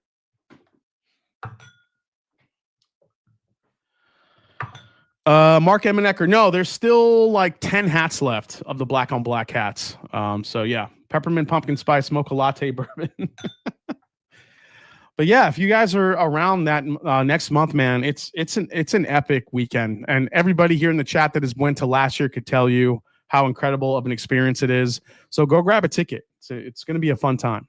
It's only about 125 to 150 people. It's a little bit more intimate, a little bit more closed in. It's not like a shit ton of people. We just want people to be able to interact and talk to each other and learn about each other, share whiskey, and just have a really good time. We have live music that's also going to be at Heaven Hill. I'm telling you guys, it's this year, even though it was very stressful to put together, I think it's going to be really epic. And I think if you guys want to be able to come and show up, we have, like I said, we have about 28 tickets available. So go grab some tickets, and we'd love to see you guys. Okay.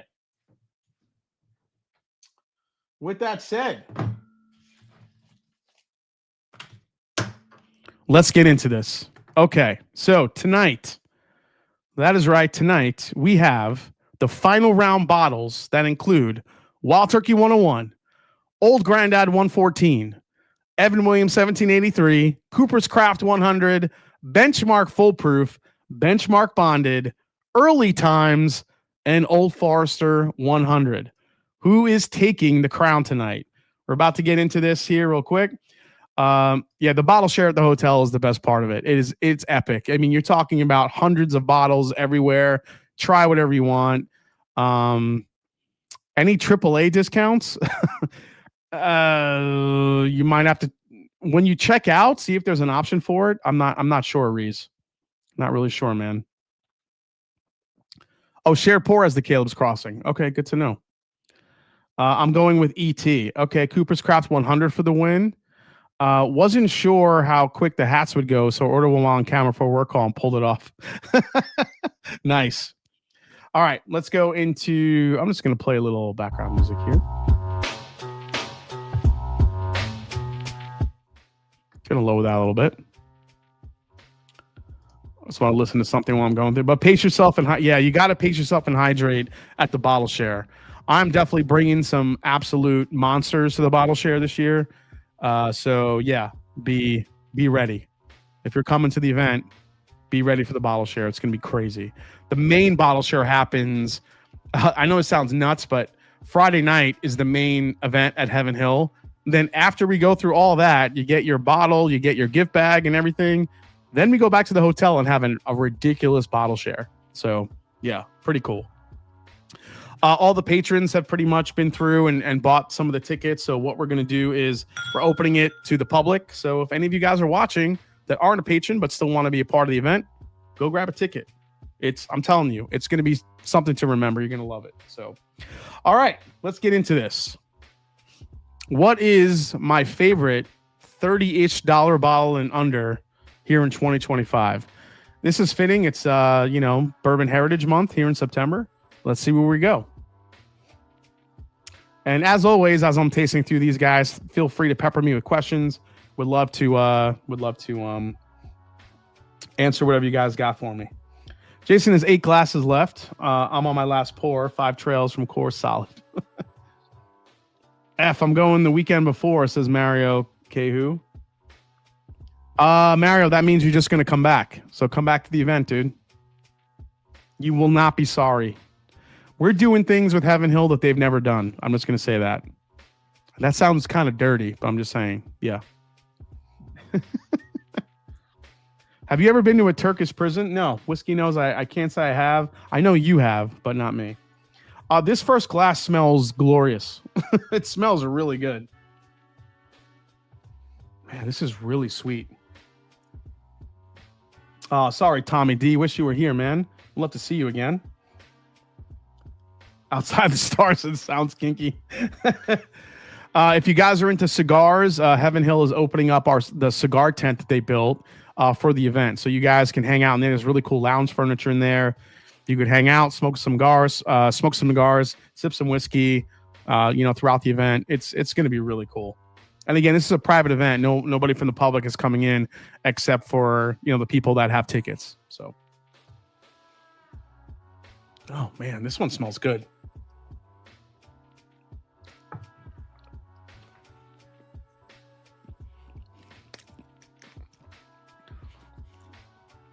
So the first one is already everything I really would want in a bourbon. It's got some boldness. It's got some heavy caramel, heavy vanilla, really nice spice. There's some baking spice there on the back end. Again, if I'm rating this 1 to 5, and even considering the whiskeys I've had tonight, the fact that that's standing out so much, I might give that a 4. It's really a really nice experience here. Hey, Jason, do you know the mash bill Sagamore used for the 10 years at 95.5? So Dank Oak, it's 95.5, and also they're 51% rye mash bill as well in the blend. Wish I could go to the event. Cigars, total bonus. That's right, Tom Shanley. And you could bring your own cigars. You don't have to buy. They do have Alec Bradley cigars available for purchase at Heaven Hill, but you can bring your own cigars and go right in the tent. Yep. And then there's a very, very cool thing we orchestrated at the very end of the night. That's going to be pretty epic. So, yeah, guys, if you're not going, you're not going to want to miss this. So, yeah, grab a ticket if you can. Dude, that's so good. Old Label 1920 was so good. Nathan, I could not agree more. I am so... Oh, I wish the 1920 Old Forester. Do you kind of see nobody talks about Old Forester 1920 anymore? Because it has changed so much. It went from cherry chocolate to banana. That was the special part of Old Forester 1920, and it's gone. So if you have any of those old label bottles, you are hanging on to an historical relic that may never go back to where it was, unfortunately. All right, let's go to number 2 here.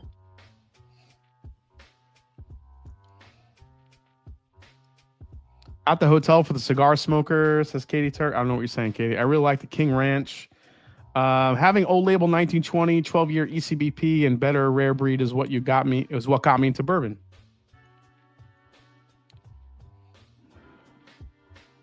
I have one backup. I have 12 of those. Damn, Scott, you the man. I have 12 of those bad boys. What the hippie? You want to trade? You want to trade for one of those? I'm out of those old bottles, dude. I didn't buy enough. I wasn't smart. I didn't think it would change. At the hotel, we'll have some cigar blend and churro blend. Yeah, so Katie Turk and so they have Drifting Drems coffee at the hotel. They're going to be serving up their coffee in the morning or at night. I'm not sure when people are going to be drinking coffee. You can pair with your cigars. They have some really great cigar blends, coffee-wise, to go with your cigar. So, again, just another added value to the event.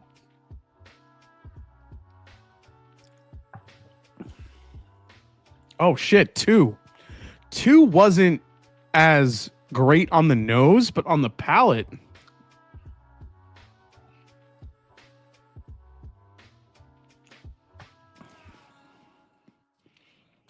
Coming off of 1, 2 is a little bit more youthful, which is interesting. So certain bourbons either following or preceding or, each glass will reveal, man, the finish on that's crazy though. That's like a 3.5. Jay, we'll trade you Kirk Cousins for 3 of the 1920 straight up. You know what? I'd make that trade if I had Kirk Cousins. Come on, man. That's messed up. All right, let's get into number 3 here.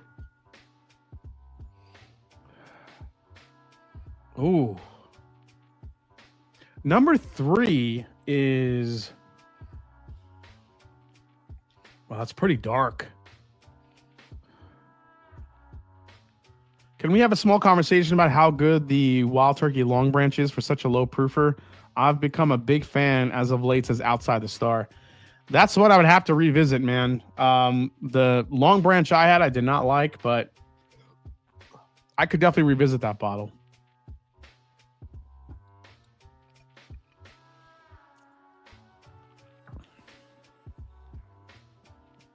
Oh my gosh.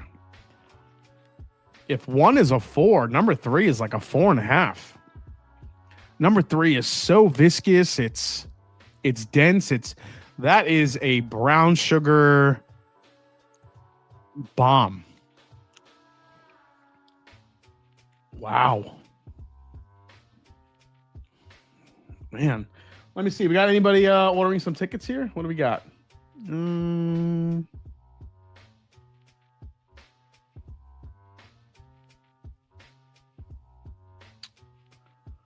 Juan Soto 10-3. Jesus Lord. 10-3. Fucking Mets, you fucking suck. All right, what do we got here? We have, I think I got 1 ticket. I think somebody bought a ticket here. What do we got, guys? Oh. Come on. Yeah, we got another ticket sold here. David Smith, if you're watching, thanks for grabbing a ticket. Oh, he got 2 tickets, dude. Thank you so much, guys. I'm telling you, this isn't going to be an event you're going to want to miss. It's going to be pretty epic. So if you guys can make your plans, grab a ticket. All right, number 4. Yeah, and honestly, just the tickets alone, just to meet everybody, all these great people, is worth the price of admission. Who's got the list? So Shemi, the list is in the description of the video. So number 4 isn't doing it for me, especially off the nose.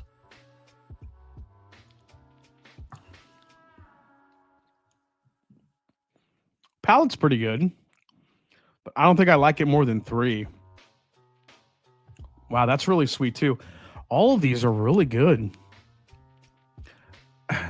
I just think that actually some of the noses and the palates are better than some of the glasses so far, where the palate is better than the nose.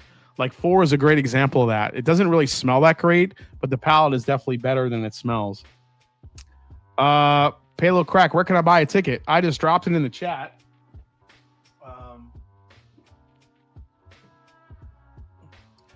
There it is again. If you guys want to attend the event, there's the link in the chat right now. Go for it.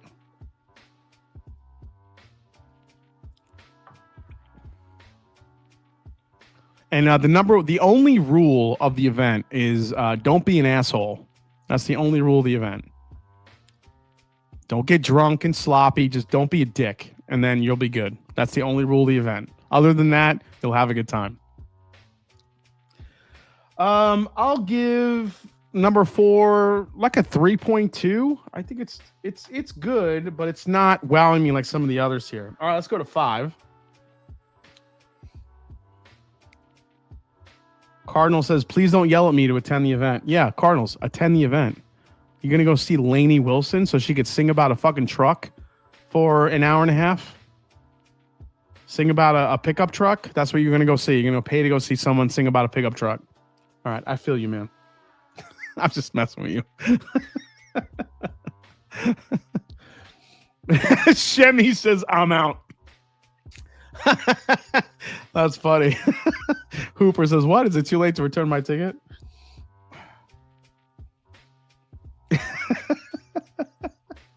Oh, I love you guys.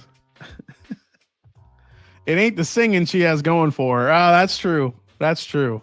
She is rather attractive. All right, let me go to 5 here.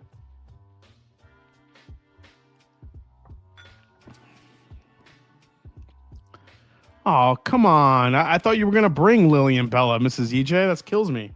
Yeah, this one isn't doing it for me. 5 is okay, but it's not really. The first 4 have been pretty good, especially 1 and 3. Yeah, 5 is falling flat. 5 is definitely going to be not in the top running here.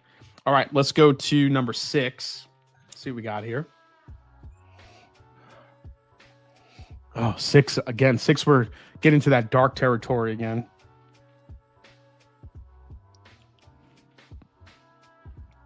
Now I'm taking my niece to her first concert. She's so excited. Oh, dude, that's so cool. Cardinals 121. Taking anyone to experience their first concert is so cool. Jason C, do a blend of the top 3 at the end for sure. Right now, all I have as I watch you is a Rebel 100. Says Olu Graphics. Okay, man. We have 416 people watching, guys. Thank you so much. Appreciate it for being here tonight. This has been pretty epic, man. This tournament, especially during Bourbon Heritage Month, has been really incredible. I'm glad a lot of you guys suggested it, and I think the next couple of weeks we have some really fun stuff coming too. So just grab the bottle of Caleb's Crossing, says Reesmash. Awesome. Yeah, my mom and Kim are both going to the event for sure. Kevin O'Malley.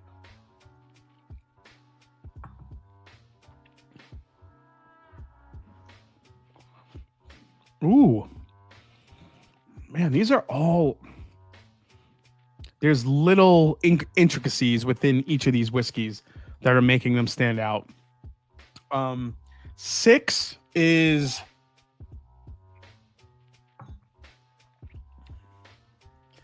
6, unfortunately, is falling a little flat as well. That'll probably just get a 3. it's right in the same realm as 5, where it's good, but it's not standing up to a couple of the other ones that I've tried here, at least in the first 4. Yeah, Kim starts rehab next week, so pretty exciting. She's gonna get her core, her legs are gonna get all strong again. She's looking forward to it. She's still healing. There's still some, scar tissue and inflammation that she's dealing with. Just when it comes to whatchamacallit, like healing. But overall, she's doing great. So, all right, let's see what we got here. Okay, this is another one okay, now we're getting back to kind of 1 to 4 here. So, if you are a jerk, you are asked to drink, Malort, or leave.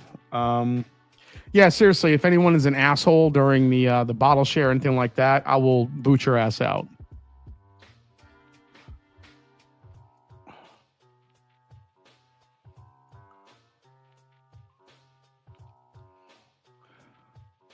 My first concert ever was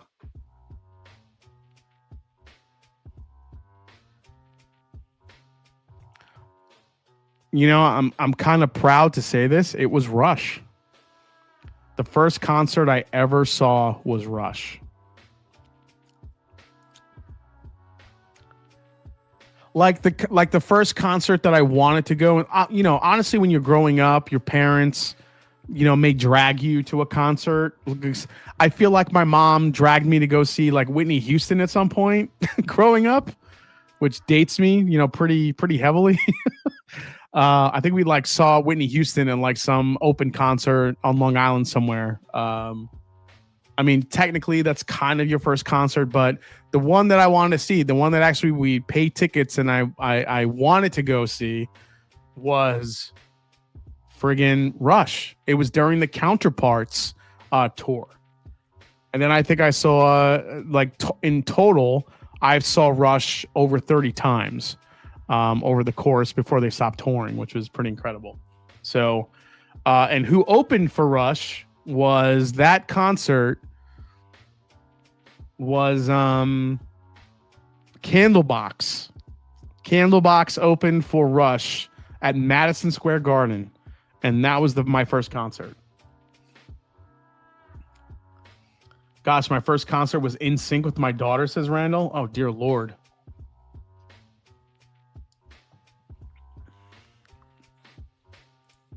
Oh, dude, number 7 is delicious. Orange, spice, nice finish, sweet. That's good. Number 7 is kind of boosting back into the 7 area, I think, which is nice. I'm sorry, it's number 7. It's boosting into the 4 area. Wow, that's good. So 7 is very close to what these first ones were. So I'm going to give that a 4. That's really good. That is orange, spice. That could be... I'm getting clove, which maybe clues me into being wild turkey. It could be. Maybe not. Old Granddad, I sometimes get clove too. So maybe it's Old Granddad. Mine was Rush Signals Tour 1983 with Golden Earring, the San Diego Sports Arena. Damn, Jeff, that's awesome. Alice Cooper with Megadeth. Love that. Foolproof Hunter. All right, we have a full-blown question here. Let's see what he says. Do you ever struggle with whiskeys you like notes over others and whiskeys that have an elevated flavor profile that differ from what you typically look for in a pour you actually want to drink? Man, that is a loaded question.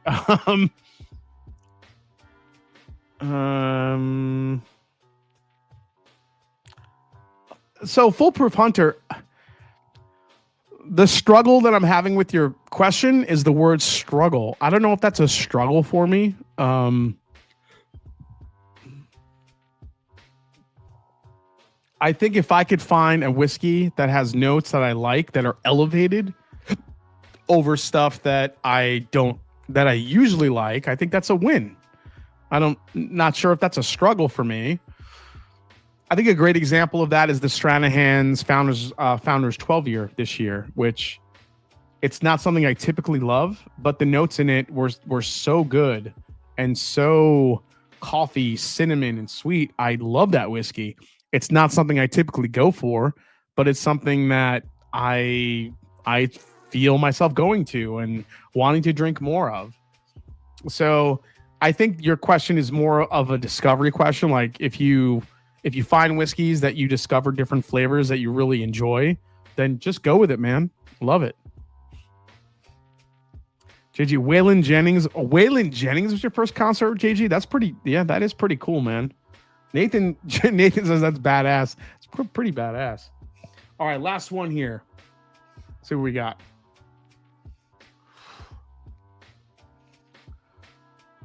A little bit more youthful character coming off of this one here.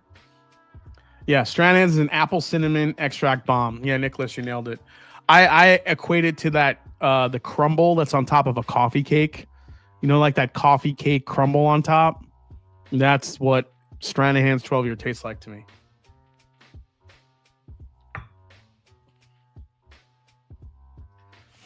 Ooh, man, I love the front of the palate on that one, but it does fall off a little bit.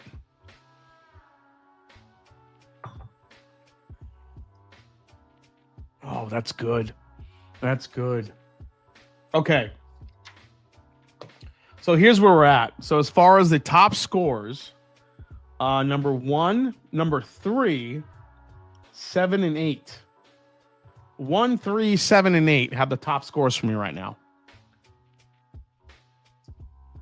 I think we already called that 1, 2, 3, 4. So 5 and 6 kind of went a little bit flat for me compared to the other ones. So yeah, let's do this. Let's find out what 5 and 6 are, because I think those are going to be the first ones that, you know, kind of hit the skids a little bit. So I'm going to turn on here the bottle cam.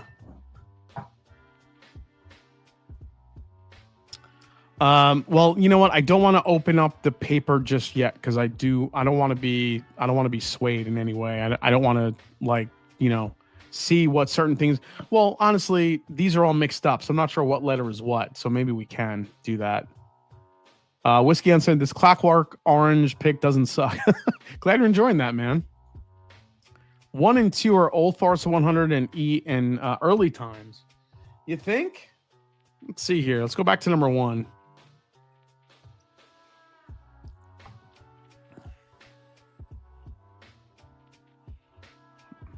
One got really orangey, which I don't remember in the beginning.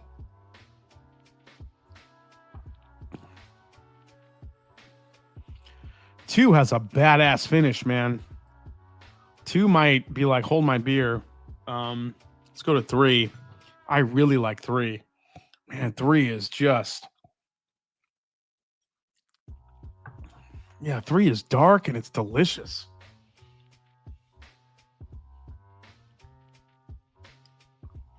And then you have 7 and 8.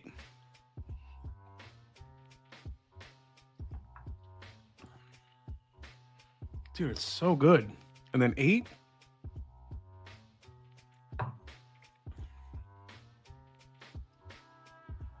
Yeah, if I remember, let me see. 1, 2, 3, 4. Let me so 5 and 6. Let me just make sure I'm not really digging these. Yeah, they're just a little flat.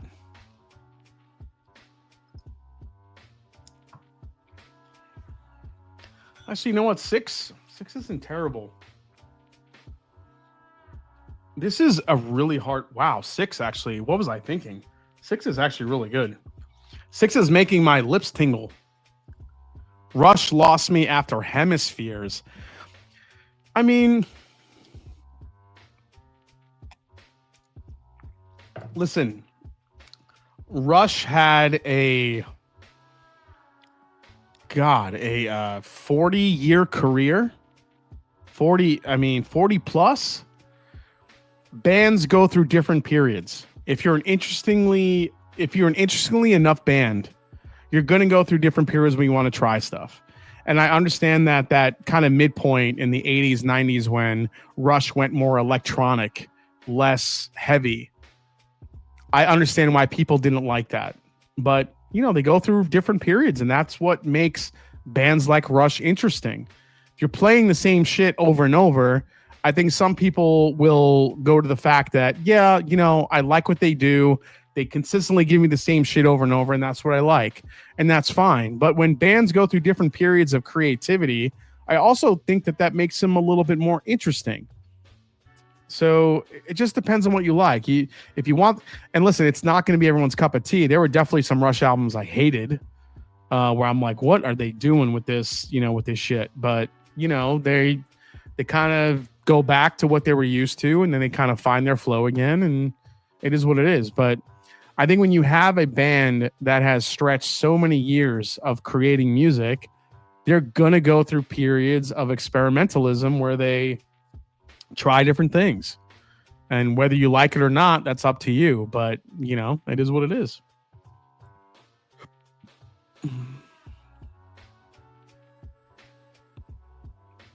Black Tie, White Noise was great. It's called the 80s. Every band went through the shitstorm. It's John Vornick. My first Rush show was Roll the Bones, and my life was changed, says Nicholas. Yeah, I mean, Roll the Bones was probably one of the... 2112 was the first Rush album I was ever introduced to, and that changed my life. And then, you know, then getting into Roll the Bones, somebody brought up Caress of Steel, and some of the other ones, you would kind of just, you could see the progression and where they were going and where they were experimenting with different stuff. So, all right. I'm going to taste through these one more time, pick out my tops, and then we'll figure out what's what. I'm going to start from the back end here and go reverse. So number 8.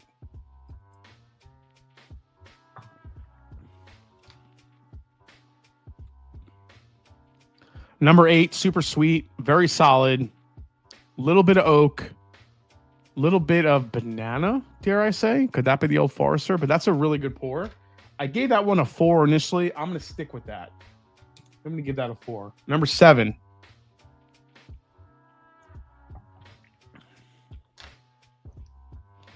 Number 7 I really liked, and it's really just because of the finish. The finish on 7, I think, is what carries it. I like it a little bit better than 8, to be honest. So I might give that like a 4.2. I do like that a little bit more than 8. I just think there's something more interesting about that pour. Let's get into number 6, which I initially gave a 3.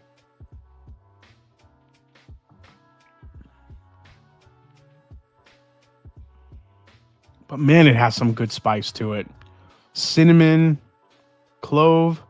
I know you said he owed me a present, but I went ahead and got him an event ticket for an early birthday present, says Stella P. So Stella, you bought him a ticket? Oh my goodness. Stella, dude. Stella, Stella, you're amazing. Oh my goodness.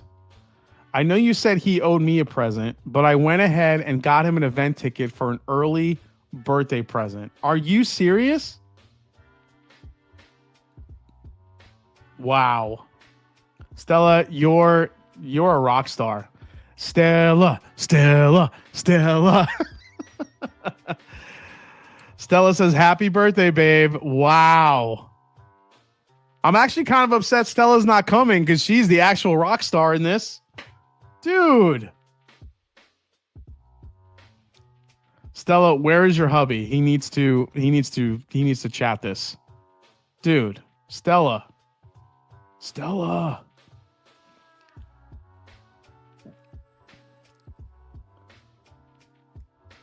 bought her husband a ticket to the Bardstown Blitz, is what I'm guessing. Holy crap.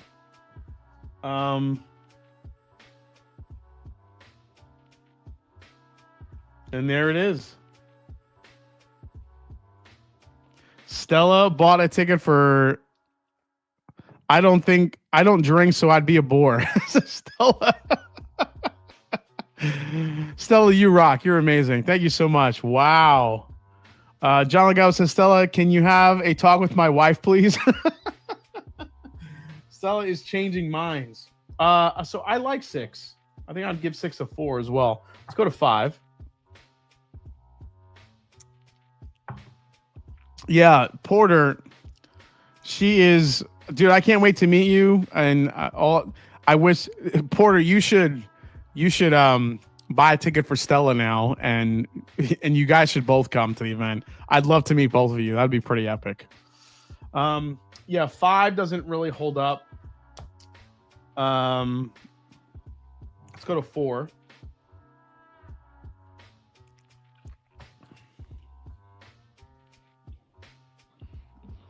Four is pretty good, but it's a little bit youthful. Not really digging 4 too much. 3. Dude, 3 is up there. 3 is up there. 2.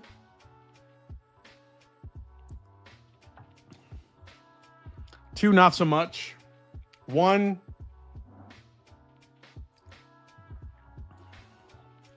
One is delicious. Okay.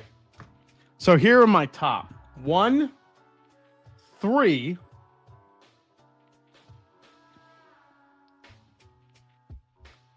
6, 7, 8. All right. Those are my top 5. Who's going to win this thing, man? That's crazy. So 2, we're moving out.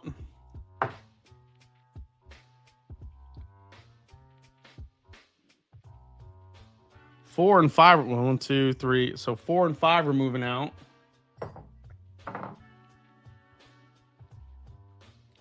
And these are my top 5. All right, so let's rank these. Rarebird 101 is in the chat. Guys, Rarebird, that Caleb's Crossing is delicious. Listen, I told everybody the Raconteur Ryes are good, but that is another level of whiskey deliciousness. I tried the Remus Remus 9, Mictor's sour mash toasted bourbon, the Sazerac 100. Dude, it's my favorite pour of the night from the bottles that I had to open up. That Caleb's Crossing is really good, dude. Better than last year. You did such a killer job on that. I love that bottle. So I really hope that you sell that out because it is really stupid good. So that bourbon rye mash bill, the creation, the old rye, the burp, dude, it's so good.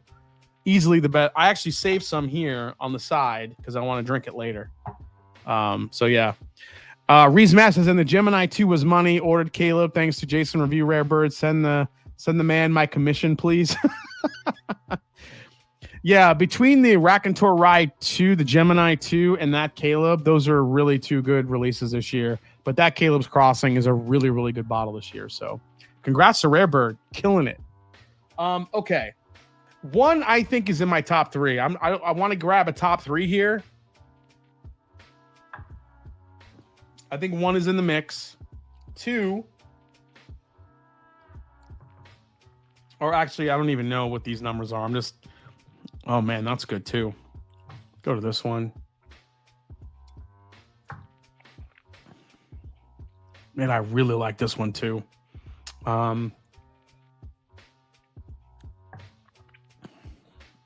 This one not as much. This one's fallen off.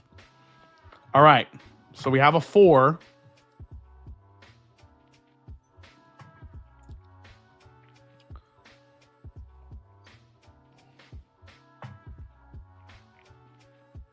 Oh man, that's good.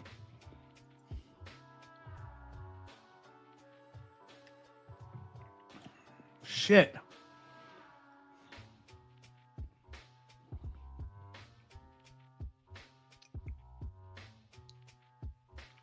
Gosh, I don't know how to rank these. All 4 of these are just so good.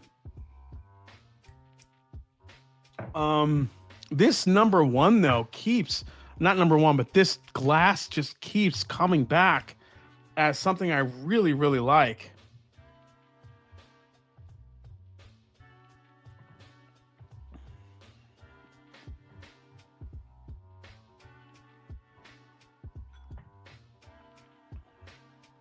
Really like that.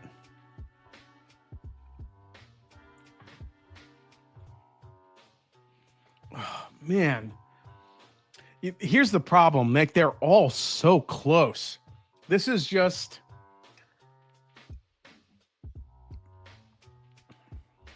I'm going to move this down. These are my top three.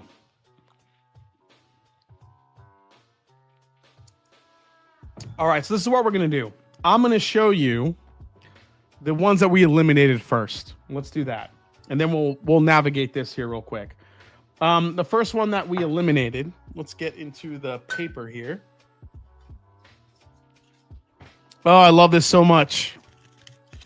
395 of you still watching. Number one that's been eliminated is You're Shitting Me. There's no way. There's no way. There's no way.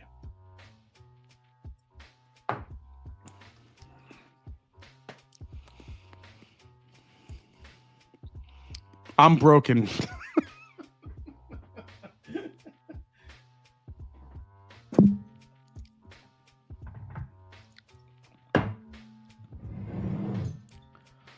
Old Granddad 114 just got a what? There's no way. There's no way. How does this happen? Old Granddad 114 was this glass? Oh my God. All right, I need a minute. I need a second because I thought Old Granddad 114 was winning the whole thing. Okay, what's the next one? B. B goes to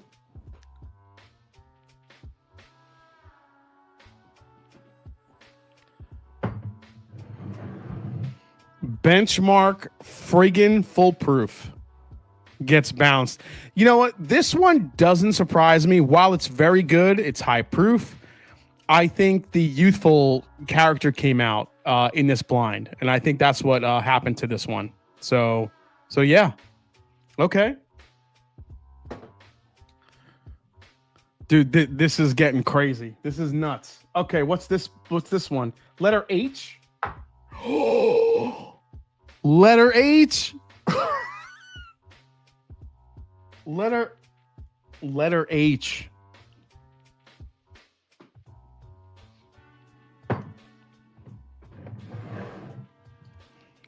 Old Forester signature. What?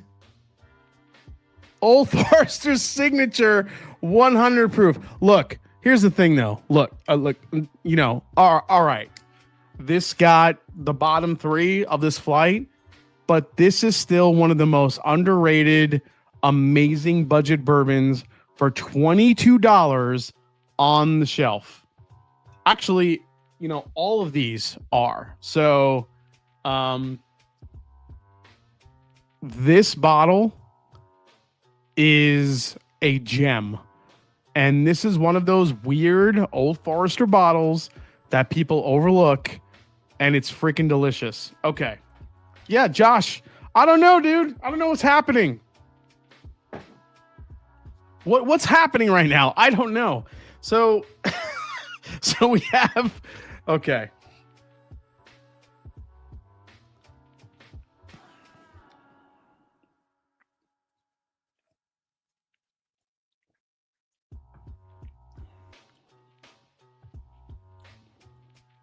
God, I might like this one over that one.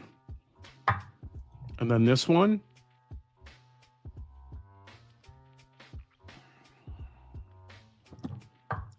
Dude, we're getting to the nitty gritty here. This is crazy. Man, these top five are so close. I don't even know where to go. All right, so Old Forester 100 is out. OGD 114 is out somehow. And Benchmark Foolproof is out. That means in here we have Evan Williams 1783, Wild Turkey 101, Cooper's Craft 100, Early Times. Benchmark Bonded beat the Foolproof? What is going on? Okay. Something has gone awry. Okay, let's see here. Last tasting, and then we're going to rank these here.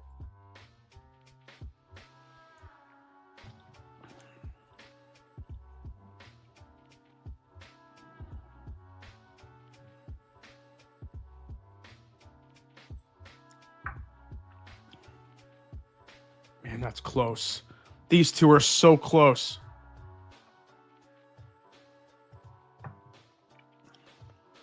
Yeah, 3 definitely falls off versus the top 2. Okay.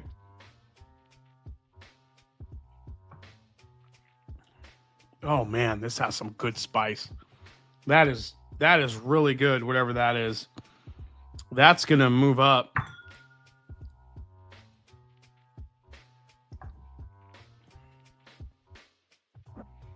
Which one do I like more?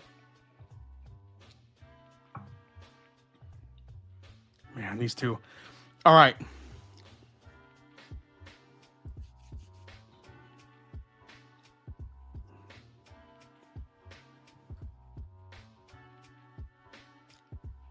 No, my palate's not blown out, dude. I'm good. I'm just they're very close. This is the problem. Like all these top 5 are so close in flavor profile. Just some have a better finish, better spice than the rest.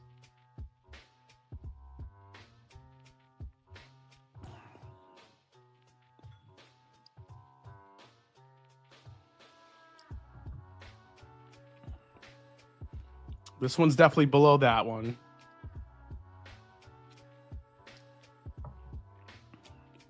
I like this over that.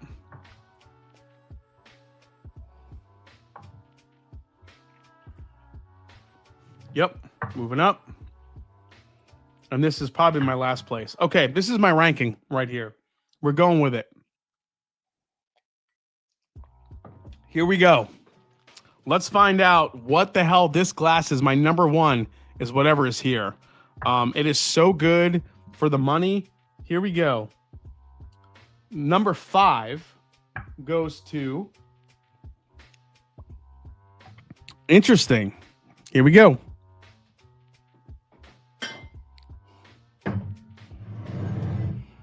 Evan Williams, 1783, gets 5th place in this blind bourbon tasting. Still, I feel the way it went down in the last 3 weeks, this is one of the best budget bourbons on the shelf you can buy right now. This 1.75 is 30. Actually, the regular bottle, I think, is under $30. This giant bottle, I believe, is like $35. So, yeah.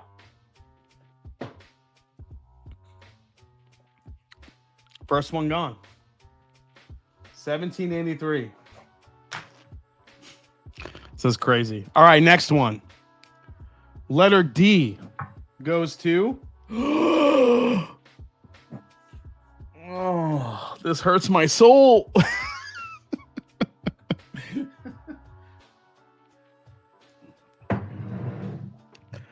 Wild Turkey 101 gets 4th. Holy shit. Oh my God. Wow, 101 gets 4th. What is happening? Let's go to 3. 3 goes to letter G. Okay, letter G goes to...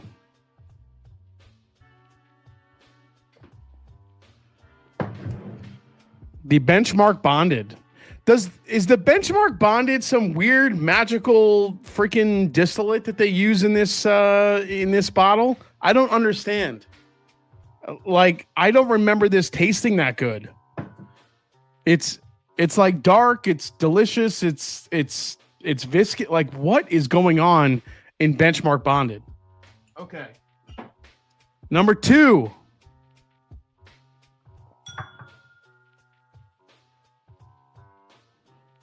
Number 1.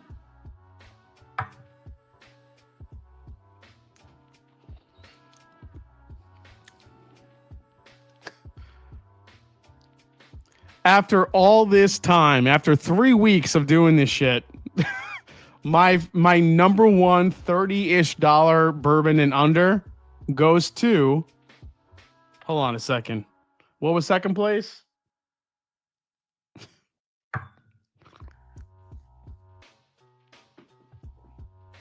Second place goes to Early Times, which means my number one $30-ish bottle and under is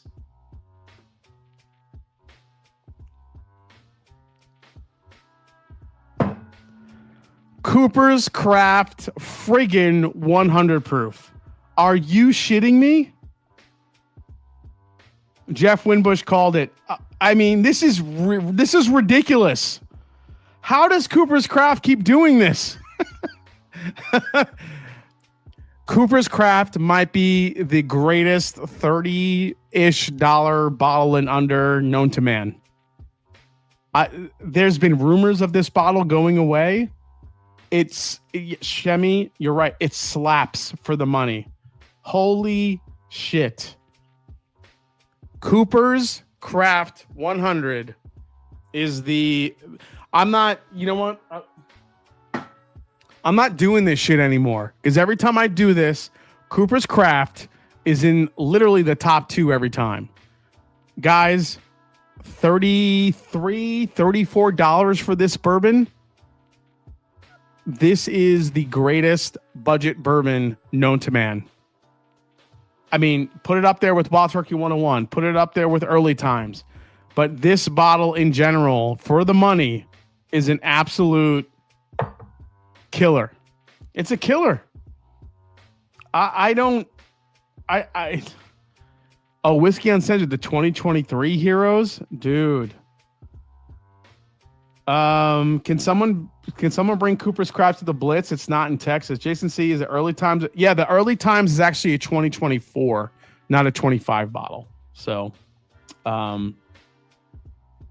CC 100 is everywhere in North Carolina. Wasn't bad. Wasn't my fave, says Hyena. I mean, dude.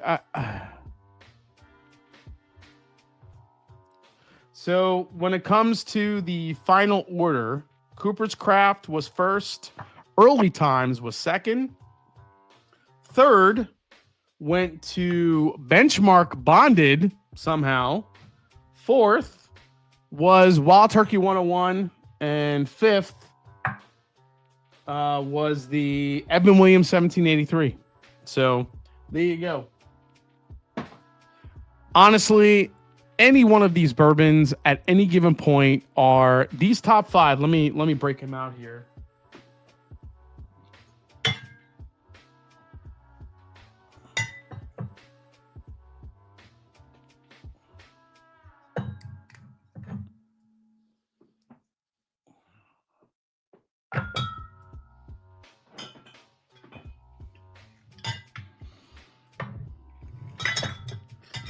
So none of these surprise me except this bottle right here, the Benchmark Bonded. What the hell is going on with that bottle? I don't know if it's as good as it is. This bottle's an older bottle. I'll have to go buy a new one and see if it's as good as this one. But this bottle I have is stellar. But when you're talking about the best bourbons for the money, right now, Evan Williams 1783, Wild Turkey 101, Benchmark Bonded, Early Times, and Cooper's Craft 100, we're talking about the top tier. These are the top tier bourbons that are $30-ish bottle and under, which means you don't have to spend 120, 100, and 50 and $800 to get a great bourbon. These 5 are perfect representations of what's out there that you can get for a really good price for a really good bourbon. And, Old Forester 100, Benchmark Full Proof, and some of the other ones that we tasted tonight, they're all really good too.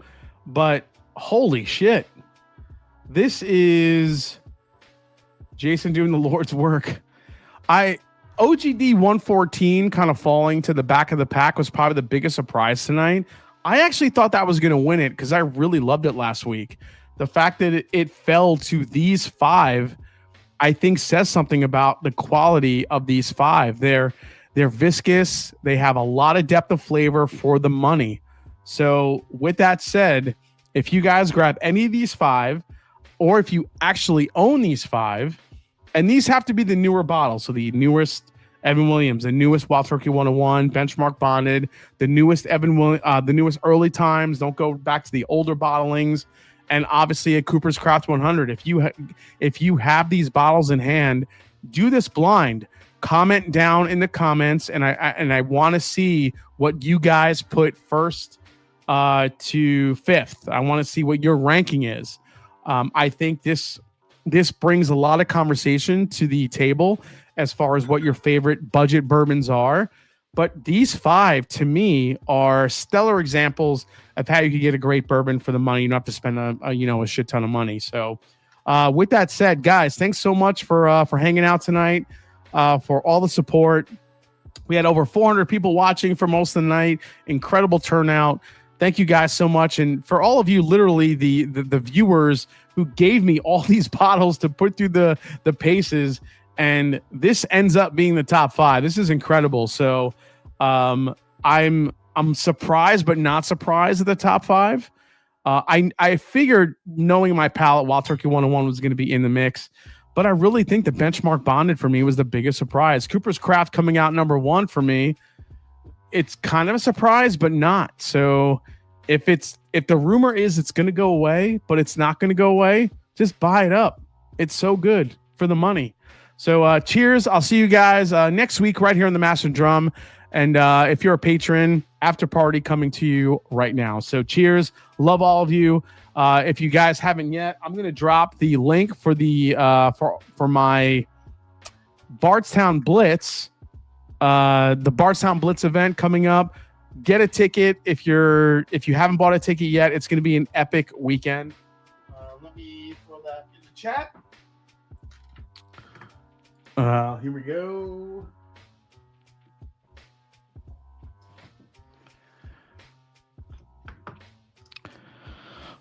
So that is the last. That's the last link I'm going to drop there. So if you guys want to grab a ticket to the Bardstown Blitz number 2 here coming up next month, I hope to see you. Thanks to all of you watching. Love all of you. And as I always say, it's not about the whiskey; it's the people you share it with. Cheers. I'll see you next week right here on the Master and Drum. Cooper's Craft 100 for the world. Cheers, everybody.